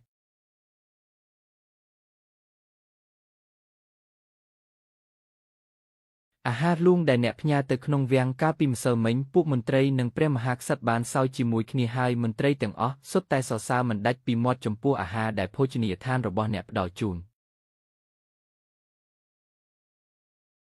ព្រះវរិទ្ធបតាបានសម្រេចហើយថាចាប់ពីពេលនេះទៅអាហារថ្ងៃត្រង់របស់ពួកមន្ត្រីក្នុងវាំងក៏ត្រូវផ្ដល់ដោយភោជនីយដ្ឋានរបស់អ្នកដែរអាហាចុះមានមនុស្សប៉ុន្មានអ្នកទៅបងហ្វឹងការបញ្ជាទិញនេះពួកយើងមិនអាចទទួលរួចទេបរិមាណច្រើនបែបនេះក្នុងវាំងប្រហែលជាមិនអាចចាត់មនុស្សឲ្យមកយកជារៀងរាល់ថ្ងៃបានទេត្រូវការឲ្យពួកអ្នករកវិធីដោយខ្លួនឯងដើម្បីបញ្ជូនចូលក្នុងវាំងក្រាបទូលព្រះអង្គនេះមិនមែនជាការបង្ខំអ្នកដទៃឲ្យធ្វើរឿងដែលពិបាកពេកទេបរិមាណប្រើប្រាស់ច្រើនបែបនេះនៅក្នុងវាំងពួកយើងរវល់តែខ្លួនឯងក៏មិនទាន់រួចផងទ្រង់នៅតែចង់ឲ្យពួកយើងទៅដឹកជញ្ជូនដោយខ្លួនឯងទៀតវិធីសាស្ត្រតែងតែមានច្រើនជាងការលំបាកជានិច្ចអាថតអាស៊ូនេះគឺជាឱកាសដ៏កម្រមួយសម្រាប់ភោជនីយដ្ឋានហ្វឹងស៊ីវរបស់យើងត្រូវតែចាប់វាឲ្យជាប់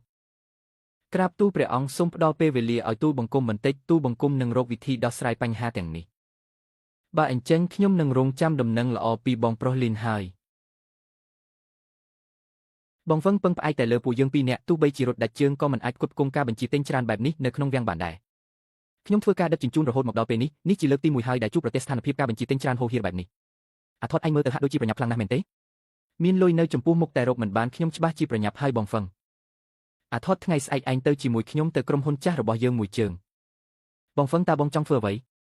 ទៅអូសទីមនុស្សយកពួកម៉ាកដែលធ្លាប់ដឹកជញ្ជូនមកទីនេះមកធ្វើបានជាមួយពួកយើងមើលសភាពខ្ជិលច្រអូសរបស់ពួកឯងចុះឈោក៏គ្មានរបៀបរៀបរយផងតើអាចដឹកជញ្ជូនអាហារទៅដល់ដៃអតិថិជនយ៉ាងដូចម្តេចប្រធានស្ថានីយ៍ពួកយើងធ្វើការអស់រយៈពេល16ម៉ោងហើយកាលពីម្សិលមិញសូម្បីតែការបញ្ជាទិញពេលទីភ្លឺក៏ទទួលដែរទ្រង់អនុញ្ញាតឲ្យពួកយើងសម្រាប់បន្តិចទៅមិនចង់ឈប់ធ្វើមែនទេបើឯងមិនធ្វើមានមនុស្សជាច្រើនទៀតចង់ធ្វើមិនមើលខ្លួនឯងផងថាជាមនុស្សប្រភេទណាក្រៅពីដឹកជញ្ជូនអាហារតើពួកឯងអាចធ្វើអ្វីបានទៀតដឹងរឿងលីនហ្វឹងរត់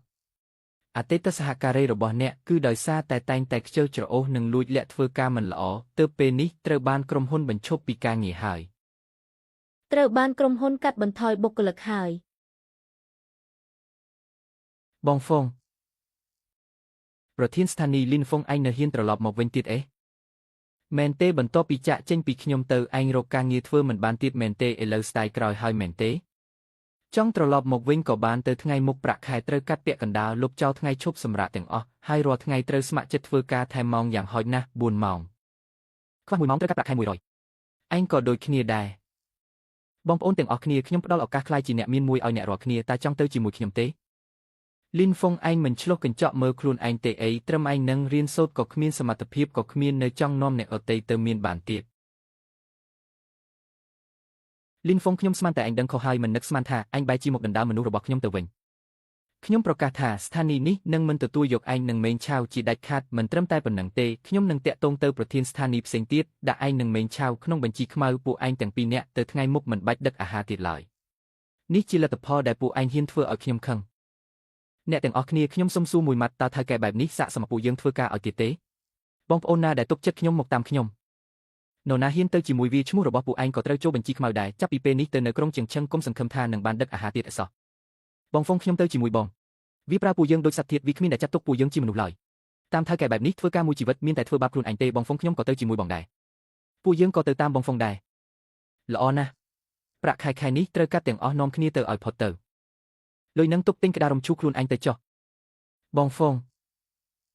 កុំបារម្ភខ្ញុំមិនធ្វើឲ្យពួកឯងខាតបង់ឡើយលីនហ្វុងតើឯងចង់នាំបងប្អូនល្អនេះទៅមានបានដោយរបៀបណាប្រហែលជាចង់ទៅរើសម្រាមទេដឹងមិនបាច់រំខានប្រធានស្ថានីយ៍វ៉ាងបារម្ភទេពួកឯងមកតាមខ្ញុំ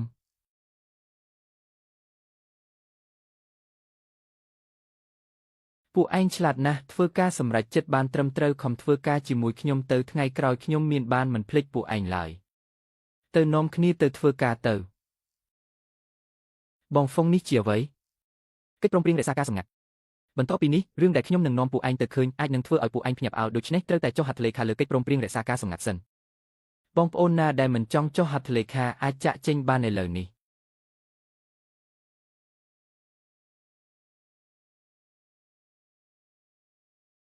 បងហ្វុងចុះហត្ថលេខាលើរបស់នេះហើយបងអាចនាំពួកយើងទៅមានបានមែនទេខ្ញុំធានខ្ញុំនឹងឲ្យពួកឯងម្នាក់ទទួលបានប្រាក់ខែយ៉ាងហោចណាស់10 ដងនៃប្រាក់ខែមុនខ្ញុំជឿបងហ្វុងគ្មានថ្ងៃបោកប្រាស់ពួកយើងឡើយខ្ញុំក៏ជឿបងហ្វុងដែរបងហ្វុងពួកយើងចុះហត្ថលេខារួចរាល់ហើយ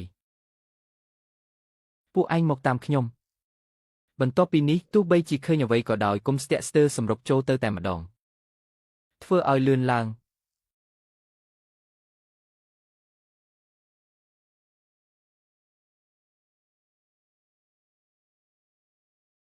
នេះពិតជាអស្ចារ្យណាស់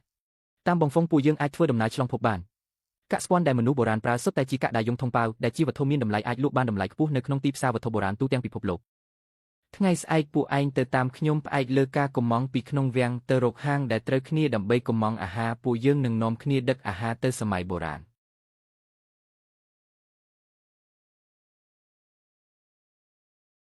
ថៅកែនំផេនខេក20ប្រអប់ថែមសាច់ក្រកទាំងអស់ហើយយកហេតុខ្លាំងបាទបានភ្លាមថៅកែសុំមីត្រជាក់ឆា10ប្រអប់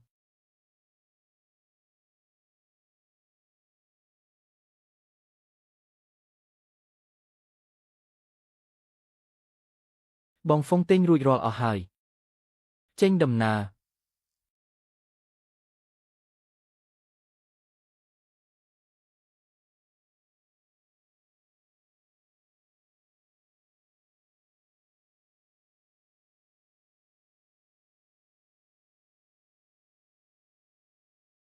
លុយទាំងនេះផ្អែកតាមកិច្ចសន្យាទាំងអស់ម្នាក់យកចំណែករៀងខ្លួនទៅបងហ្វុងបងល្អចំពោះពួកយើងខ្លាំងណាស់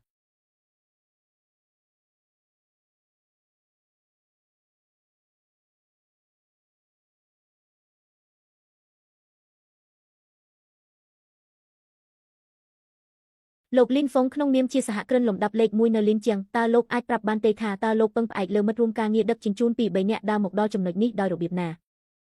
អាចកំបាំងនៃភាពជោគជ័យរបស់ខ្ញុំគឺភាពស្មោះត្រង់សុងឈៀងឯងមើលទៅម្នាក់នោះមិនមែនជាលីនហ្វុងទេអីថ្ងៃជួបជុំមិត្តរួមថ្នាក់នោះគេមិនបានមកទេខ្ញុំថែមទាំងបានសាច់ចំអកគេនៅចំពោះមុខមិត្តភក្តិទៀតផងតាមពិតពួកយើងមិនមែននៅក្នុងពិភពលោកតែមួយតាំងពីយូរមកហើយលីនហ្វុងអាស៊ូមានការអីមែនទេពេលណាទើបនាំខ្ញុំទៅលេងនៅតំបន់ CU របស់ពួកបងតោះទៅអាស៊ូខ្ញុំនាំអូនទៅឥឡូវនេះតែម្ដង